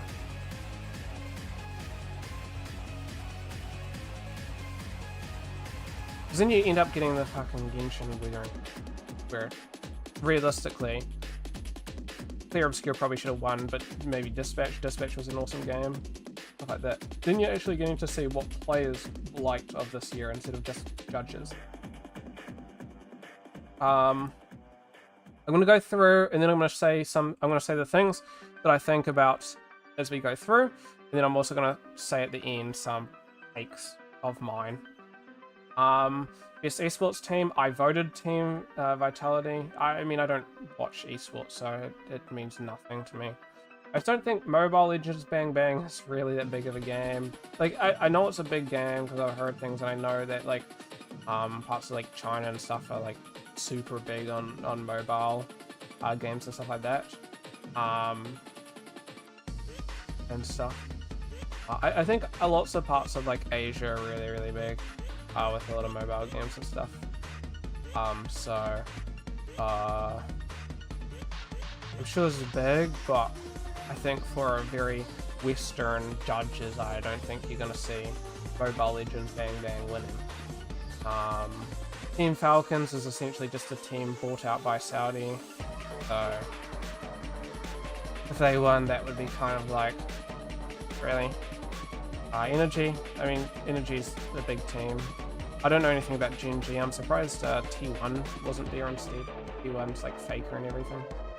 I don't follow League of Legends stuff too much, so I don't know. Maybe T1 had a bad year or something. I don't know. But yeah, Team Vitality. I'm not surprised they're popular. Pretty good. Chovy. Don't know the guy. So I think I've heard of Forsaken, but maybe a different one. I know that a Forsaken from CSGO, but I think it's not this guy, so the only person that I know is Zywu. Oh, wait, actually we can see who I voted for. I don't need to tell you what I voted for, I guess. He won, but I voted Zywu because it was the only person I actually knew. Not inherently that I think he deserves or anything. I don't know. Maybe he deserves it, maybe he doesn't. Like, he could have had a crap year. I would have no clue because I don't watch CS. I voted League of Legends. I don't follow either of them. I just know that League of Legends is pretty good for watching esports. I have seen a couple League of Legends competitions this year actually, but nothing like actual competition. I watched like there was something with like content creators playing, and so I watched like it was like a team. It was like Ludwig, what's her name? Emi, like the Emiru, I think. It was Agent, and it was two other people that I can't remember. Too long ago. I saw that. Yeah, I'm glad about it. I watched that. That was pretty cool, actually. I watched something else that was League of Legends, but it wasn't really. So. But arguably neither of those were esporty, so I don't know. But yeah, I mean, Counter-Strike also is pretty good with it. Dota 2, I've heard. If you like it, it's not a fan of it. I don't know a single thing about mobile thing. But it was kind of funny hearing Jeff Keighley say Mobile Legends bang bang when he was listing out the things. I voted Moist won. Seeing the controversies and the way Burnt Peanut reacted to stuff with winning the VTuber thing, I never watched the Streamer Awards, but seeing his reaction and the community and stuff around him winning the best VTuber, I'm kind of glad he didn't win. Yeah. I think the VTuber community is, in my opinion, I don't see anything wrong with him winning VTuber. Like, I think a lot of people misunderstand. I'm not like a VTuber person, right? Like, I don't go out of my way to watch VTubers and stuff like that. But I am very much aware of the community, and I have watched VTuber stuff in the past. But I don't. It's not like something that I, you know, revolve my life around, I guess. I'm just aware and know a bit of stuff. Yeah. By all means, he falls under the definition. Like, I've seen some people be like, oh, but you gotta have a backstory and stuff like that. Or, oh, it's anime and, you know what I mean? Stuff like that. Like, that's not the case. It's literally just a virtual. Like, you know what I mean? Look at, like, a 2D, you know, look at a PNG tuber, right? PNG tubers are things, right? That's like essentially just a drawing instead of having like a full 3D character or 2D character that's rigged up. Just a flat PNG image. Stuff like that. Like, those, you're allowed to get away with that, so why are you not allowed to get away with what he's got? Some people are saying it's just a filter, but in some respects, they're all just a filter. So, yeah. So I have no issue with him winning that award, the VTuber award. Once again, I'm not the right person to dictate what should be right or wrong for obvious reasons, but also because I'm not like super into it. So, like I'm not super into the sphere, you know what I mean? So, that from like a semi like, you know, posed it in point of view, I don't see any issue with him winning. But in fairness, you know, the things that he's said about VTubers is fucking, okay, let's be honest here, that's kind of fucking, you know, not great. And then on top of it, let's be honest here, his community has been shit. Now, he said that a lot of the controversy has just been, like, VTubers, but he's also, like, essentially flaming VTubers the way that he's saying things, and his community is shit. And I gotta be honest here, your community is what you'll what you allow them to be, right? Like, if you look at Kick streamers, right, and you look at the communities on Kick, right, there's a reason why all the communities I've ever seen of Kick streamers look absolutely dog shit.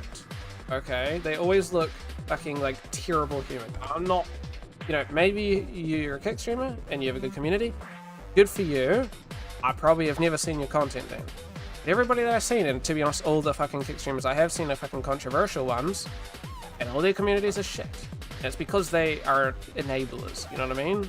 They let that happen. He's letting shit happen, you know what I mean? If somebody came into my stream and said, for example, to you, Amy, you're stupid, I'd be like, what are you doing? Don't call her stupid. You know what I mean? It's so easy as a streamer to just be like, okay, that's not okay. You know what I mean?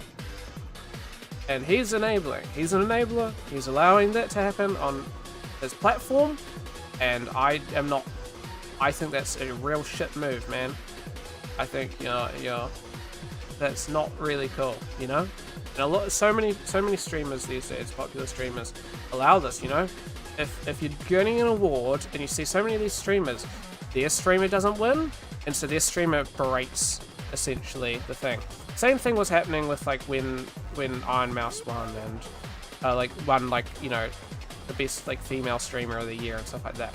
So many of these like streamers like started berating, their community started berating Iron Mouse, which is such a shit thing to do. Why are you allowing this? Make something and say, you know, don't do this. And if you do this, you're not a fan of me. I do not want to be, you know, I do not want to acquaint myself with you. You know what I mean? Somebody watches me and is a real shit person, starts berating people. I don't want you to watch me. I'd rather just not have you watching me, because it's not what I want. It's not.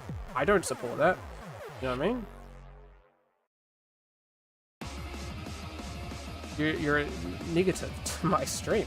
I don't want to see that. That's what you got to do, you know? So he's accepting and he's supporting that happening, and that's shit of him. I heavily disagree with that, and I think that's bad. And so I'm kind of glad in some respects that he didn't win, because he really got to sort out his community. So many people, I'm not going to call out streamers and stuff like that, but you still get the picture. Sure, the guy's great. I don't watch his content, but I have a bad look. Okay? I'm allowed as an outsider. I don't watch his content. At the same time, bad look, buddy.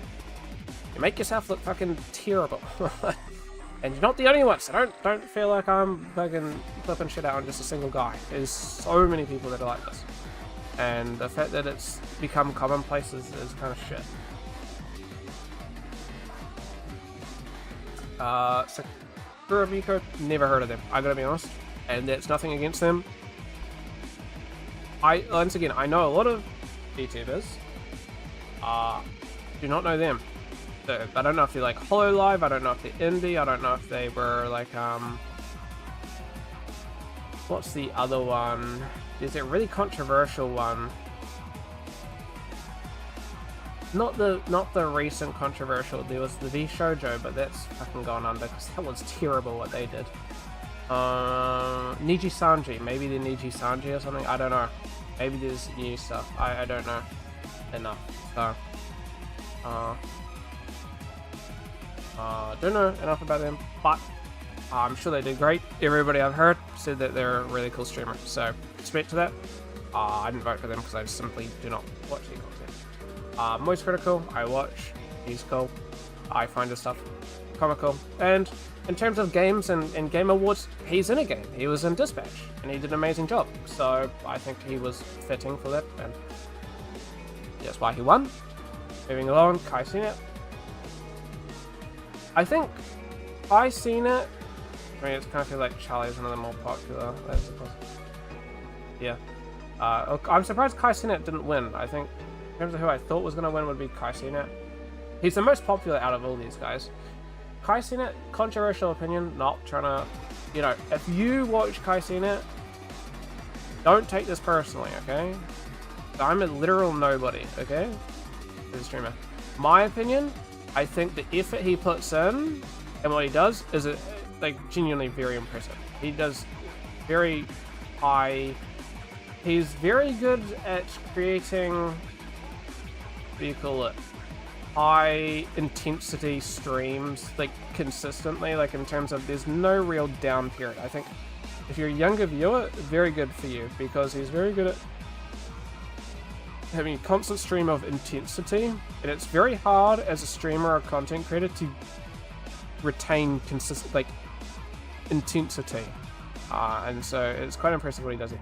However, his content I'm not the biggest fan of, and some of the takes and some of the people that he revolves himself around, in my opinion, are not great people.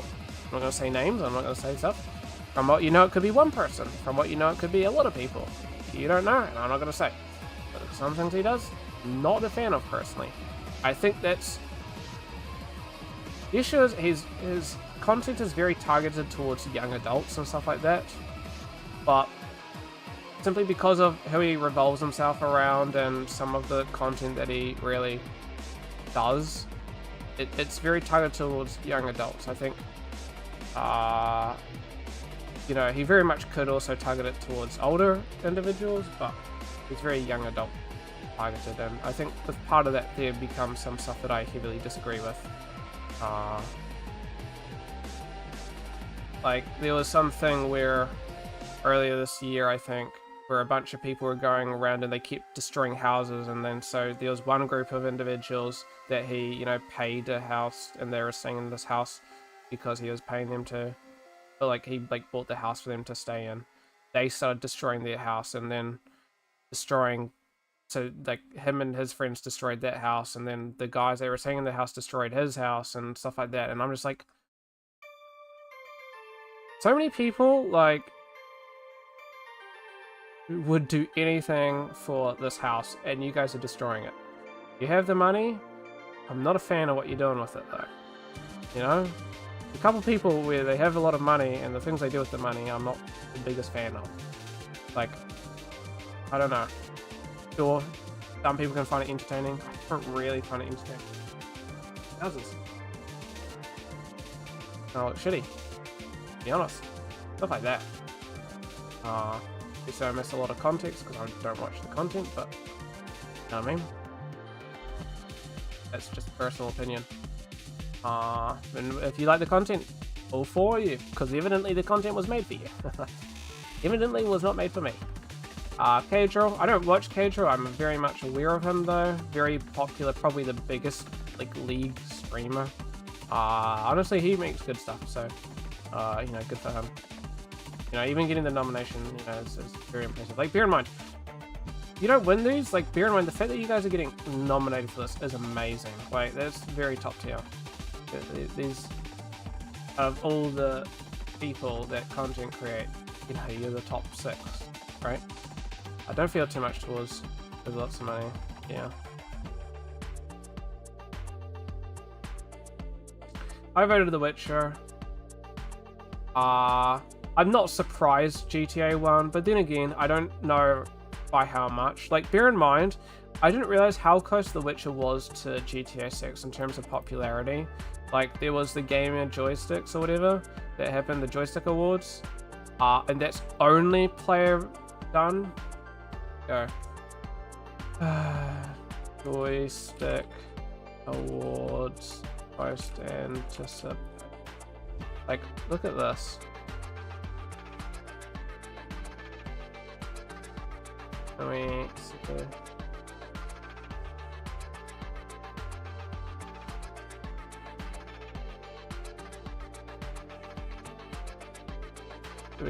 How we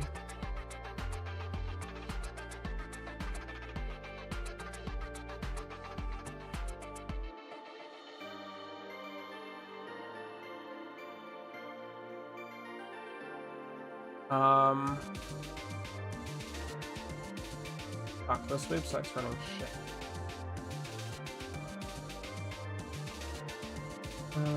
Just awards first.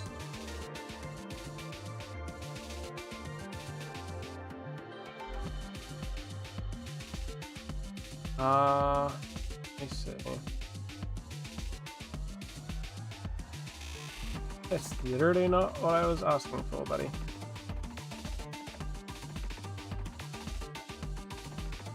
Ah, here we go. So, for example, for most anticipated game, Grand Theft Auto was 18% voted for Grand Theft Auto, 16% voted The Witcher 4. The Witcher 4 was only 2% away from Grand Theft Auto. I never realized how close The Witcher 4 was to Grand Theft Auto in terms of anticipation. And there it was. Resident Evil Requiem. Yeah, so to preface, although it was like it was obvious that Grand Theft Auto was going to win, I don't personally think The Witcher is too far behind. And if Grand Theft Auto actually releases next year, The Witcher's not releasing next year, so The Witcher can win the most anticipated.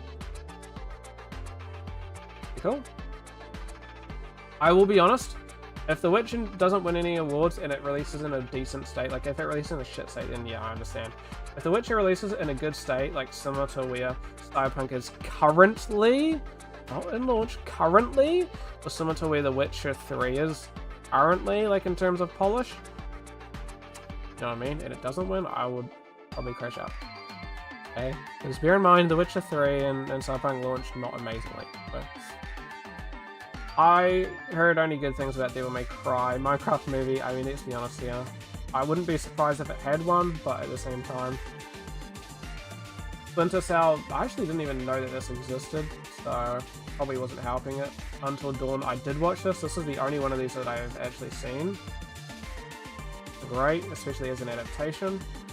I heard pretty mixed things about The Last of Us, so I'm kind of surprised it won, but I actually have seen some behind the scenes of that actually, because I went to NZGDC. The guys behind it over there. Have a bug, that'd be, yeah. Best multiplayer game. I honestly was not expecting Peak to win, but I was like, you know, respectable. I thought Peak did a pretty cool game. And in fairness, this is also the only game here that I've played. But in fairness, I did guess that Arc Raiders would win, and it did, so. I heard Split Fiction's great, so yeah. Kind of surprised Battlefield didn't win, though. But Arc Raiders had a pretty good notch to it. Yeah. I'll give Landfall anything they can get, you know what I mean? I'm doing what I can. Best sports racing game, which is kind of crazy, because we have both Assetto Corsa Evo and Rally, and those, I don't know. Neither of them are here, but they're both in early access, so maybe they might get something when they fully release. But I can tell you now, F125 was alright, but it's not like anything stand out, you know what I mean? Keep it real here. Rematch, I've seen things about Rematch that looks alright, nothing amazing. I'm not surprised Mario Kart won. I voted F125 because it's probably the only game that I'd care about here. Got it. That's for us.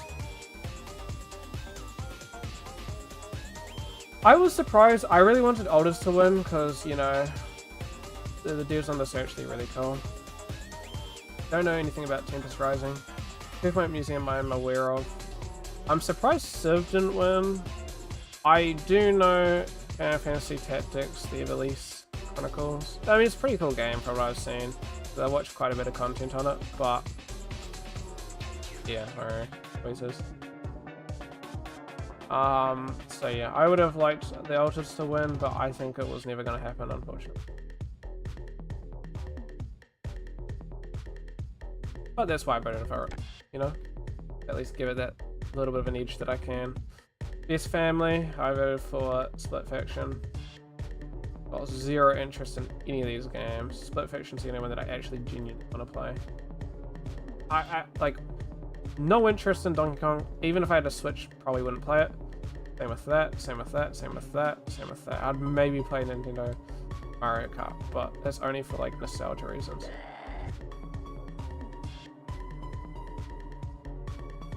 I don't know a single thing. I just heard that Virtua Fighter was good. That was it. I don't know a single thing about any of these. Like, I know this is League, obviously. I have heard of this Capcom stuff. And I obviously know Mortal Kombat. Mortal Kombat! But otherwise, yeah, I don't know. I've never even heard of this game, so the fact that it won, good for you. But I do not play fighting games, so don't take my ignorance as something. Oh my lord, I'm gonna... Amy, you better be glad that you were not in the fucking call with me when we were watching this live, me and Jacob. I accepted it because I knew that Clear Obscure was gonna win, because I know how the Game Awards works. The fact that the Game Awards, massive snub. Bear in mind, mid-game, this game is like negative on Steam, or at least is very fucking poorly rated. Mont, unless they've improved it since, but it was fucking negative for a very long time. Okay, it's mixed now, at least getting better. But a lot of people like it. Outer Worlds 2, pretty cool game, but you know, it's not like a standout game, so it's only ever really out of these two.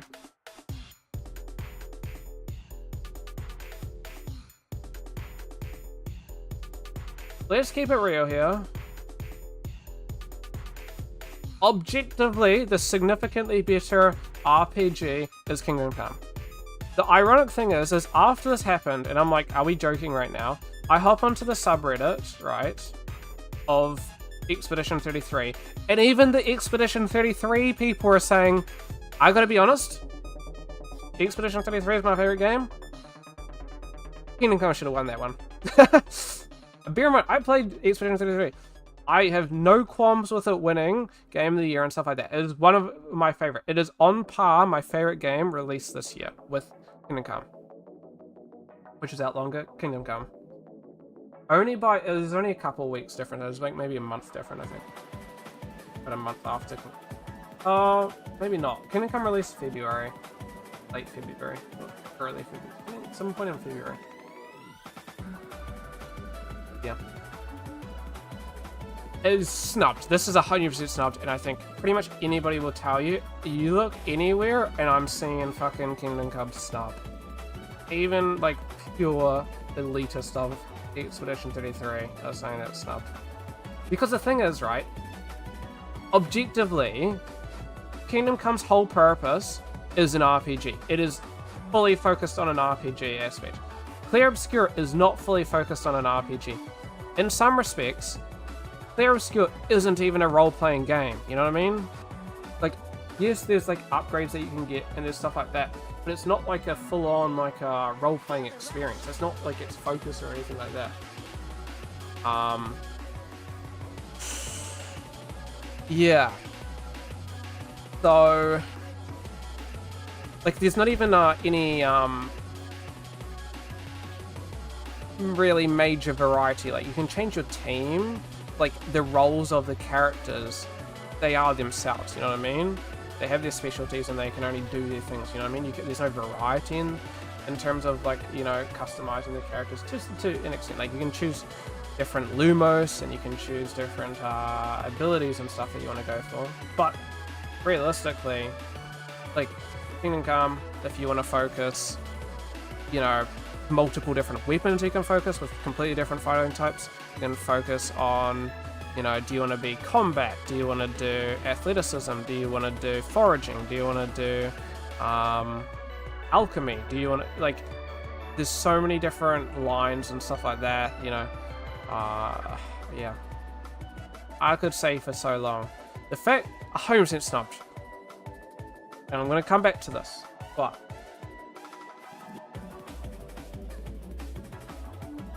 we'll come back to this. I have one big take after this whole thing. And yeah, best action game over Split Fiction. I was never going to win. Out of all of these, it's probably not the worst one. I think it's better than Ghost of Yotei. I got no interest in Ghost of Yotei. But probably the weaker pick, I guess. Best action game, I voted Battlefield 6, mostly because I got zero interest in the rest of these, really. Doom would be cool, but I heard Doom wasn't as good as like the last one and stuff, so it was a bit of a downgrade. Probably wasn't helping it. I just was not a fan of Hades 1, so yeah. Which is such a controversial opinion, and some people would fucking hate me for that. I feel like I got valid reasons, though. Yeah, Midnight Walk, I'm not too surprised. I'm pretty sure that when the nominations were going out, this hadn't even released, which is kind of crazy to me. What I heard. I even missed me. I'm surprised that this one, when like Wuthering Waves was winning a bunch of stuff as well. That was kind of interesting to me. But to be honest, this year, MMSMA had a pretty big, respect. You know, it had a pretty big stuff. I voted Dispatch. 100% think Dispatch should have won. This was the only thing Dispatch was like an option for outside of the player's choice, which is crazy to me because fucking Kingdom Come wasn't even there for player's choice. But no, clear one. As a best debut indie game, I don't think Clear should be here for indie. You know, it's come out, they've spent a bit under $10 million. 10 million's insane for an indie game. Bear in mind, we'll see under the next anything. I don't know what Dispatch did. I think I'm only voting Dispatch to be contrarian to be for Expedition in this category. I love Expedition 33, one of my favorite games. You know, I put a good number of hours in it. I finished the game. That makes one of the few games that I've why is it? Oh, there. It's deal with an I. 42 hours, you know, I finished the game, everything like that. Love the game. This would be, you know, top 10, maybe bordering top 5 games I've ever played. So don't take this as a hate for the game. I really enjoyed the game.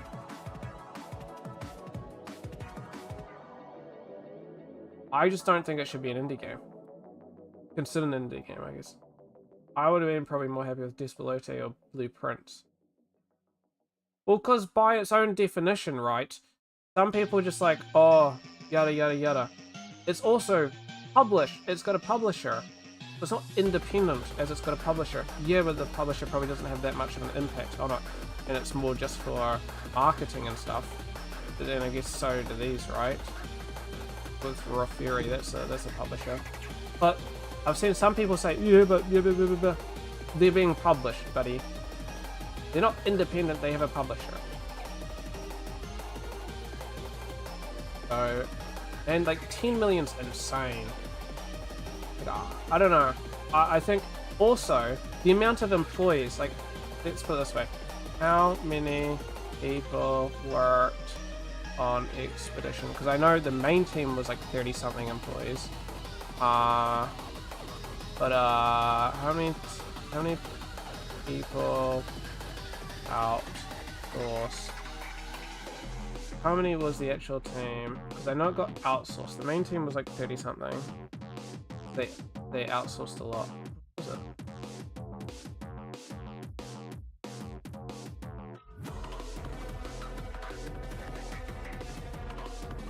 Yeah, they have 0 animators and stuff. Obviously they had outsourcing. Yeah though?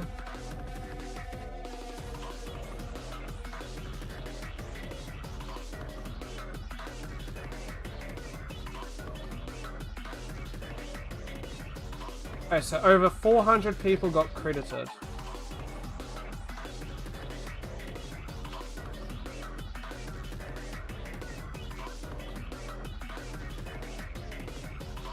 Okay, yeah.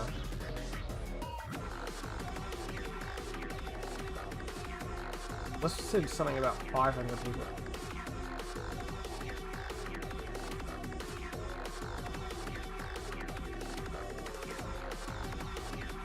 And by no means, yeah, okay, so apparently maybe 500 people there. I don't know. 400, 500, 200, 100. Means nothing to me, okay? The fact of the matter is, hundreds of people dipped their toes into this game. Is it there for an indie game? I don't think so. I think once you're hitting like 100 people, I think that's way too far. In my opinion, if more than like 30 people are touching a game, that's not independent. Like, I think it's way too big to be indie. You know what I mean? You're borderline fucking AA then. Like, bring back AA games, you know? Bring back that term, because at the moment it's just indie. You're either indie or you're AAA. Flip into AA, man. Half of these shit is AA. In fairness, Dispatch is AA, but I'm only voting it to be contrarian, because they had so many fucking toes dipped. So if there's 500 people that their toes in, sure, their main team was small, but fuck me. Is it indie at that point? Same here. In fairness, I voted for it because, I mean, it was never gonna do that. In my opinion, these guys spent, I believe these had like over 100 million put in. It was something ridiculous, you know? How much money went?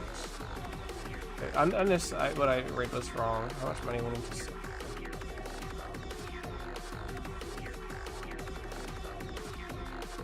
That means nothing.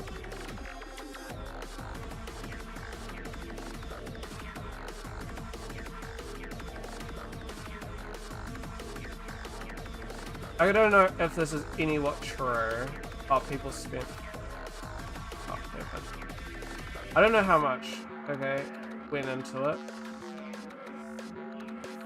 But I'm pretty sure at least Hades would have had a lot of money.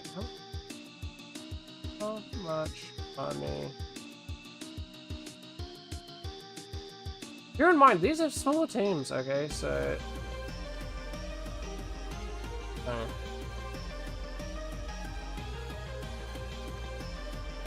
it sucks. You can't actually... I've never seen that much. I guess what I read was completely wrong, because I don't see a fucking thing that explicitly is saying. Either way, these guys are multi-millionaires, right? So, you sort of lose some of it if it got multi-millionaires. You know what I mean? But in terms of indie, that's not indie. And I would personally, on a personal basis, I would exclude these. I would include these. But bear in mind, this published. These are the only two that are not published. And the only reason that they're not published is because these guys are like multi-millionaires. So there's no point publishing. And I don't like how that's the state that we gotta be in. You're either a multi-millionaire and you're able to put millions of dollars into your game, or you're published.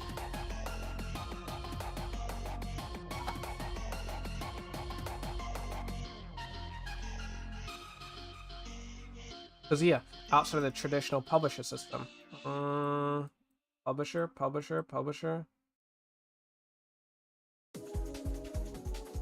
Like the way they talked about it, like taking risks or something like that. Like, you're not taking risks if you're a multi-millionaire, you know what I mean? Like, what risk is there? You could have 0 people download the game and you'd still be fucking rich as fuck. There is no risk. The only thing you're risking is your time. That's all. Not money or anything, because not an issue. Best community support. Okay, this was bullshit.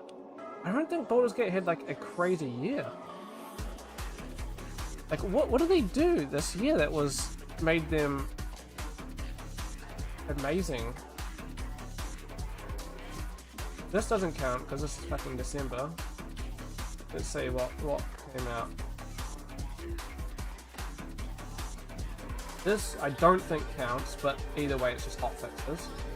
That would have been November 21. September, this counts. This is Steam Deck support, I believe, I'm assuming. They added Steam Deck support. That is just talking about that, so I don't think that's an update.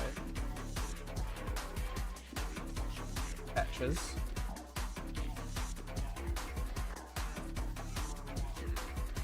Potential patches. But maybe crossplay? I'm not too sure.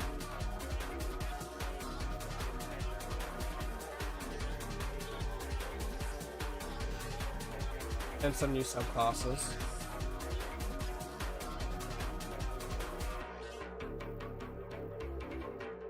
Patches. Like, here's another thing. I'm not trying to dog on Baldur's Gate. Amazing game. I mean, the reason it wins so many awards is for obvious reasons. But I just don't think it's the best community support at all. I think Final Fantasy VI is getting more community support. Hate to say it, Fortnite is, and Fortnite's, I fucking hate Fortnite.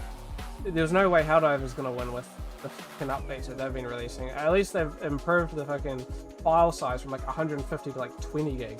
That's at least a bit of community support they're pulling back now. But that was after major, yeah. No offense to Helldivers. No Man's Sky, 100% of that. It's been doing so much. You know that, Amy. Is ongoing, no surprise there being No Man's Sky. That's kind of why I'm surprised that No Man's Sky won this one, but it didn't win this one. Games for Impact. I mean, I love Wonder Stop. Great game. So. Oh, South of Midnight looked cool, but then again, it's like a whole fucking Xbox game thing. Not too surprised. Winning. Doom. A real surprise. I heard that they did quite a bit with it. This performance, I think it's complete bullshit that there were 3 clear obscures. No offense, I don't think she was standout from what I've heard. I mean, I never played the game, but I don't think she was standout. I have at least played Expedition. I haven't played these games either. I heard from some people that she did really good. Troy Baker apparently did an amazing job, so honestly, if he won, respectable to me. I never played, so I didn't vote for him. Because I never got to experience it, so, you know what I mean? I can't... Unless, you know what I mean? Unless there's no game that I've played, then yeah, I'll probably vote for it. Would obviously a game that I haven't played before, but I've at least played only Clear here. The bullshit that Clear won has 3 people in it. Henry should have been there. Henry was such a good job. Okay. He wouldn't have won. Don't care. Right? Because there's only one person going to be winning anyway. So, you know, it is what it is. And then not a single person from fucking Dispatch. Are we joking? Like, Dispatch is... It's essentially like a cartoon game, right? It's all performance, okay? There's no real, like, full-on gameplay, really. Like, it's more just a performance-focused game. The fact that in a performance-focused game, not even fucking a single person there did great. Like, Aaron Paul, are we saying that Aaron Paul didn't do good? Crazy take there. And you could say, oh, but they were too late. Nope, because who was in the best indie game? Or debut indie game? Dispatch. It's not like it wasn't there for any awards. They just, like, what the fuck are you doing here, buddy? So there's no way. Charlie Cox shouldn't have been there. I'm not going to say because it's spoilers, but no offense, he did great, amazing, like amazing job as voice acting. He was only in the studio for like a day, essentially, he said, and for obvious reasons, if you play the game, in my opinion, you know what I mean? It's the best I can do without spoiling it. Ben Starr did an amazing job, but he also wasn't there for the whole game, but he did do an amazing job, so I could kind of respect him being there. In my opinion, if I were to choose, it would only be Jennifer English in there because she was in the whole game, right? From start to finish, and she obviously did an amazing job. Ben Starr did amazing. I mean, Ben Starr always does an amazing job. He's very passionate and he's very good at what he does. But at the same time, if I wanted like a figurehead of the Expedition to be 3, it's going to be Mayao, right? Mayao. For English. And so I think I would have dropped Charlie Cox and I would have dropped Ben Starr and I would have given it Henry and probably Aaron Paul, somebody else from Dispatch, right? Or arguably I would have dropped Erika Ishii because I still think that both those guys did better voice acting jobs, and I haven't even played Dispatch, but I would be 100% for dropping her, and it's nothing to say anything shit about her. I'm sure she did a great job, but from what I've heard, it was never a standout, whereas these games, people are saying that it's standout, you know what I mean? And if you go through, if you look through all the fucking comments, all you're gonna be seeing is comments on fucking going through the best performance.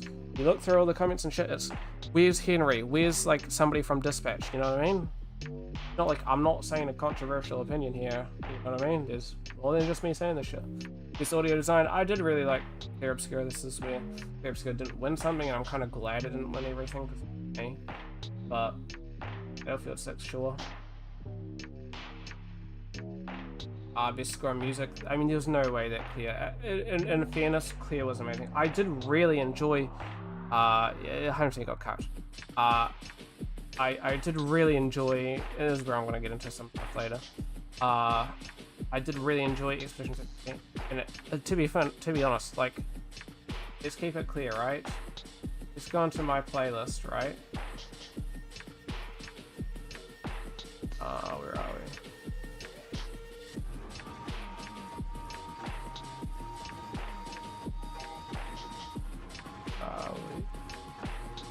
Like, I do want to preface, I do have Clear Obscure on my playlist, you know what I mean? And like, I assume on my like saved playlist, maybe not, I don't. But I saved it.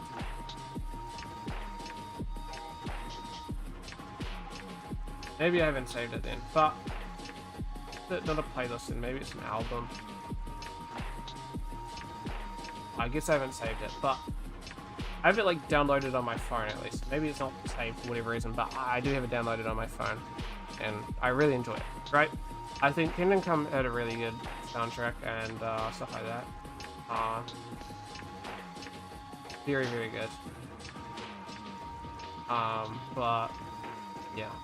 In fairness, I would vote Clear Obscure over Kingdom Come. I just feel like it was very good. I feel like yeah. This art direction, I'm not surprised. Clear one. I think it's respectable, to be honest. I think other games did really good. I think it's hard. I don't think Ghost of Yote was a standout game in terms of art direction, personally. I genuinely think Kingdom Come should have won art direction. I think it should have been here, and I think it should have won. And the reason for that is not the reason. I don't think it's like art style was the best, okay? I think most of these games have a better art style. I'd say probably Ghost of Yote is like on par in terms of art style. But you gotta understand, fucking Kingdom Come, essentially, like, if you play Kingdom Come, you can go to, you know, the Czech Republic, right? And you can walk through, and everything is essentially almost like, you know, you could walk through the streets of like Kudenberg. It's the same fucking thing, okay? The buildings are in the same fucking places. Some of the buildings still fucking exist, right? This is historically accurate, okay? With some disparity, okay? Because obviously you've got to take some creative freedoms to add some of your own stuff. But it is historically accurate, okay? Art-wise, that's insane to me, okay? None of these games, I've never seen any other game that's like that close to artistic. Like, you can go to like Trotsky and stuff, and you can walk around, it's all the fucking same, okay? It's the same with the first Kingdom Come game. It's the same thing, right? So you can, like, here's a story from the first Kingdom Come game, okay? Somebody got stuck inside of a quest. They didn't know where to go. And so they went to the Czech Republic. They went to the place. I'm guessing this was the church cathedral place at the end of the first game. For those who know, I'm assuming that's what it was for, and how to get inside of that, if you know the quest. That's my assumption though. But he did a tour at the place in real life and asked the tour guide, were there any secret hidey like entrances that you could go? The tour guide said, yes, there's a secret entrance here. The person goes back, plays the game, and takes that secret entrance that the fucking tour guy said, real life. What? Like, that is like insane details. And the fact that it's not even in here for outstanding creative and technical achievement, that's outstanding. If you can go in real life and fucking uncover the fucking secret entrances and shit to these places, then go through them into the game because now you fucking have information. What are we doing here, buddy? What are we doing?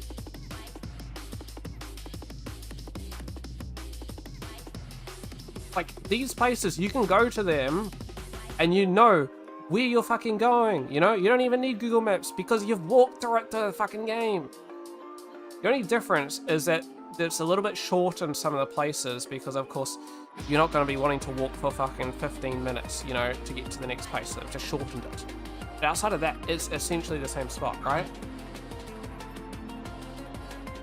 I'm going to refill my drink, my ramblings. But what I'm trying to say here is the fact that they didn't get a shout. So, although it sounds crazy, me voting for fucking Kingdom Come, you know, and saying that that should have been there, in my opinion, it's the only game that fucking does that. That is, you name another game that does that fucking historically accurate shit, okay? You name another one. That accurate. I cannot think of another one.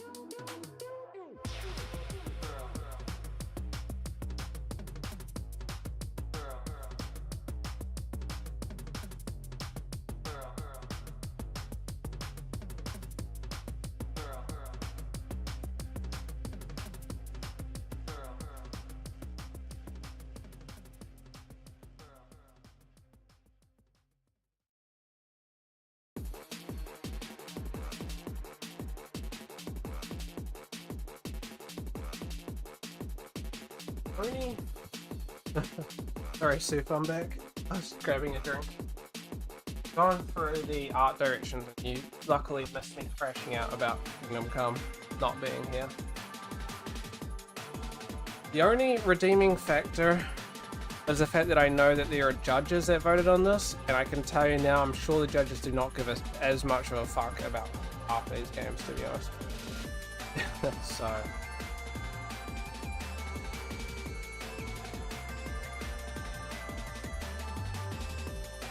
yeah. Best narrative. Yeah, I gotta be honest.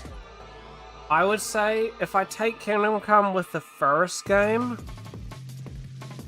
I would probably consider Kingdom Come winning, but in fairness, if we're just taking it straight for just the single game, and if I ignore the first game, which I don't think is fair, but if I did ignore the first game for Kingdom Come, yeah, I mean, then again, if we take the first game into consideration, I think it's a much harder pick for me personally, what I'd choose. I'd probably still choose Clear Obscure, but it would be borderline, you know what I mean?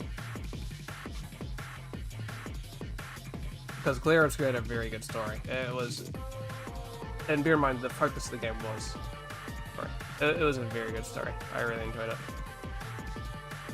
I'd say it loses a little bit around the end, but outside of that, that'd be the only section that really lost it a little bit for me. Best game direction, yeah, Clear. Of these choices, Clear.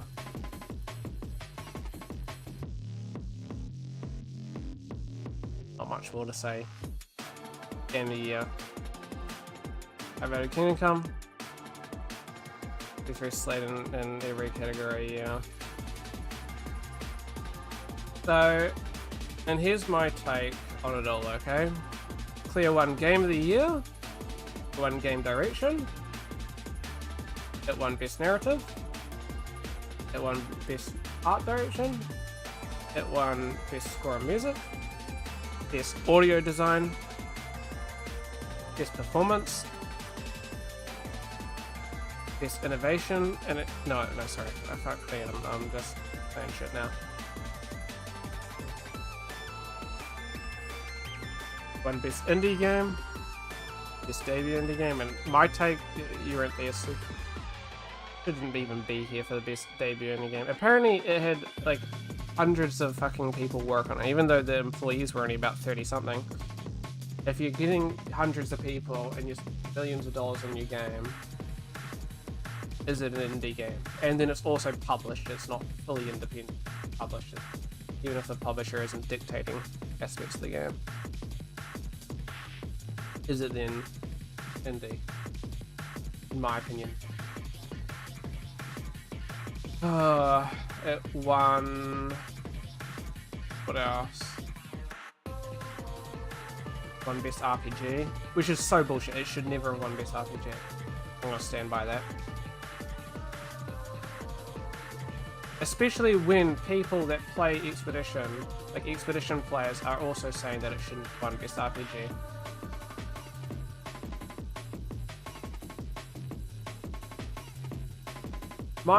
The thing that I want to say deep down from all this is, do we have a conundrum here? Okay. Should it be in so many categories? And should it be winning all these categories? Like, by having, sure, I think it's a great game. Whoopsies. Should, realistically, it have been in the indie games? I think there's other indie games that released this year. Like, for example, of course, Megabonk was originally in debut indie game, and then they got moved out because, you know, it wasn't his debut game. I think, for example, these games shouldn't have been here. And I think, because these are such big games, and they're like millions of dollars, and you know what I mean? It's not really that much of a risk. Sure, it's a bit of a risk for Clear Obscure, but they're also getting hundreds of employees. These games are millionaires. There is no risk to them making the game. If it flops, no risk, you know what I mean? I think the lack of risk, I think, loses where the independent stuff comes from. Me, personally. You know what I mean? 100% Megabonk could have been here. You know what I mean? There's so many good indie games that released this year. I wish I could see games that released this year that I own. But I think Wonderstop could have been there. Wonderstop was such an amazing game. What else? What was the Torment? I don't know if that released this year, but that was a really cool game. No City to... I don't know when Tony Glade... I think Tony Glade was last year, actually. There's so many good games that released, indie games this year. And they all get sort of fucked because of these heavy hitters. Like Peak. Peak could have been there. Peak was an amazing indie game. Right?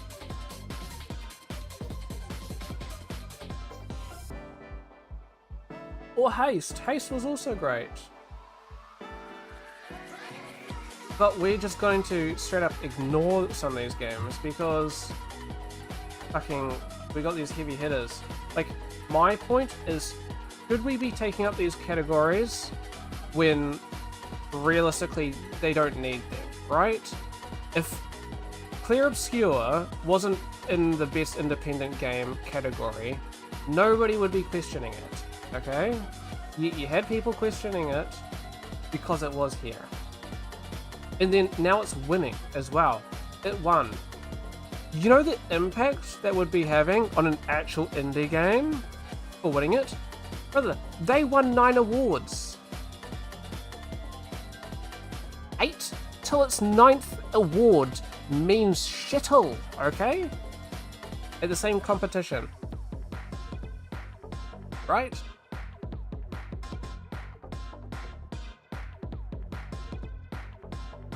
Like, what are we doing here, buddy?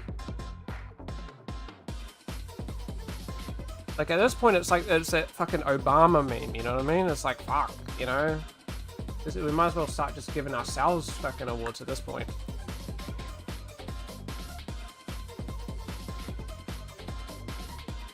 And on top of that, you're taking away categories from games that, you know, potentially wouldn't have been picked, but were amazing games already this year. And by doing that, you're adding fucking these games that realistically shouldn't even be there. Which, in my opinion, is just shit.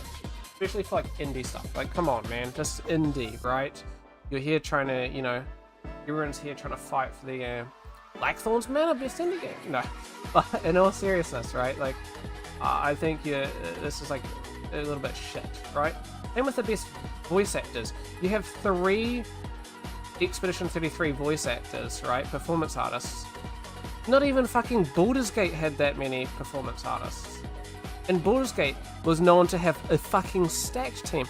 Hell, a lot of the people that were in Baldur's Gate were also in fucking Expedition 33. Expedition 33 had some great performances, but let's keep it real here, like, come on. Do we really need 3 performances from the same thing? Like, I feel like we're sort of taking the piss here, right? This RPG, like, come on, man. I would say that it's a better fucking action game than it is an RPG. Expedition 33. Like, 100% Kingdom Come should have won. Do you really need all fucking... The same with, like, audio design. The audio design was great on Expedition 33, but the music was better. You know what I mean? When I think... I think music, I don't think video design. Yeah, that's all good. You have a good one, Amy. I'm probably gonna start ending stream now, sorry. I'll start toning it down. But you have a good one, Amy. Thanks for popping by. Appreciate you popping by. And catch you tomorrow. Yeah. I guess my take from all this is, do we really need these? Like, is it a positive thing when one game is winning essentially the whole awards? Nobody likes it. Outside of, I guess, that one community. But if, you know, let's say Expedition 33 didn't exist, and let's just say Kingdom Come won 9 awards, right? It wasn't nominated for 9 awards, but let's just say it did. I would still feel pretty shit about that, you know what I mean? If The Witcher won 9 awards, I'd feel pretty shit about it. Like, when The Witcher 4 releases, if it's nominated for fucking everything, and it wins everything, I would still think that's pretty shit, okay? I think, you know, The Witcher, you know, narration, right? RPG, Game of the Year, and music, okay? 4, I think it fits, because it's always a great RPG. It's one of the best RPG games of all time. The Witcher 3 we're going by. Narration is amazing. It's known to have some of the best fucking stories of all time. You know, it's always, you look, what are the best games of all time? You know, The Witcher's a great one. Red Dead's a great one. Those are like 2 of some of the best games, and they're known for RPGs and they're known for narration, right? So that's good. Music. I love The Witcher music. Super, super unique. Super standout. Like, you hear the music, you know it's The Witcher, right? Like, the only reason that you know Clear Obscure music is because it's French, right?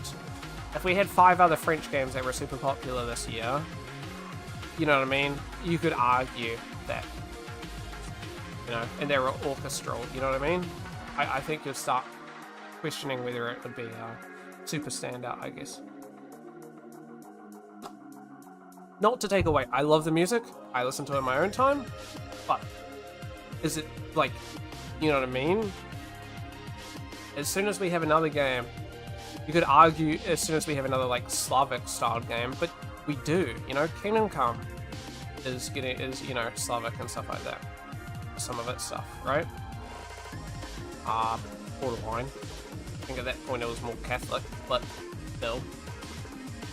It still has, I think Bohemia still had Slavic roots at that point, and stuff like that. So, you know what I mean?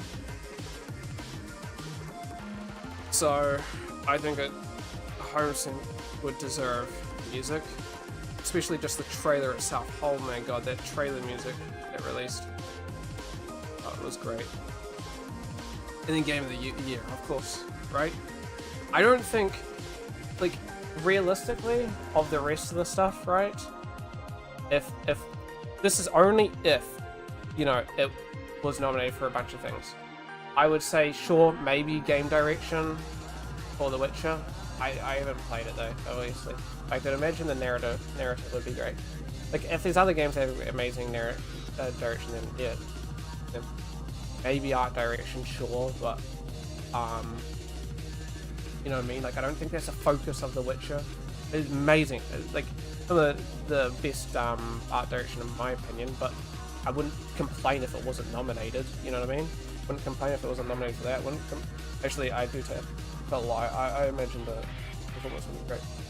But even if there wasn't a performance for The Witcher, you know, I probably wouldn't give that much of a shit. You know what I mean? I'd be happy with it. And, you know, Expedition 33 being on par my favorite game this year, I think Game of the Year score, sure, best performance, and then I would go probably either game direct. Did I say narrative?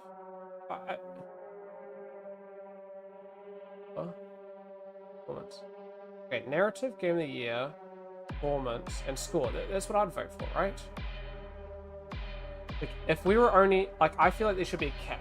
You can only be nominated for like 4 or 5 things. My opinion.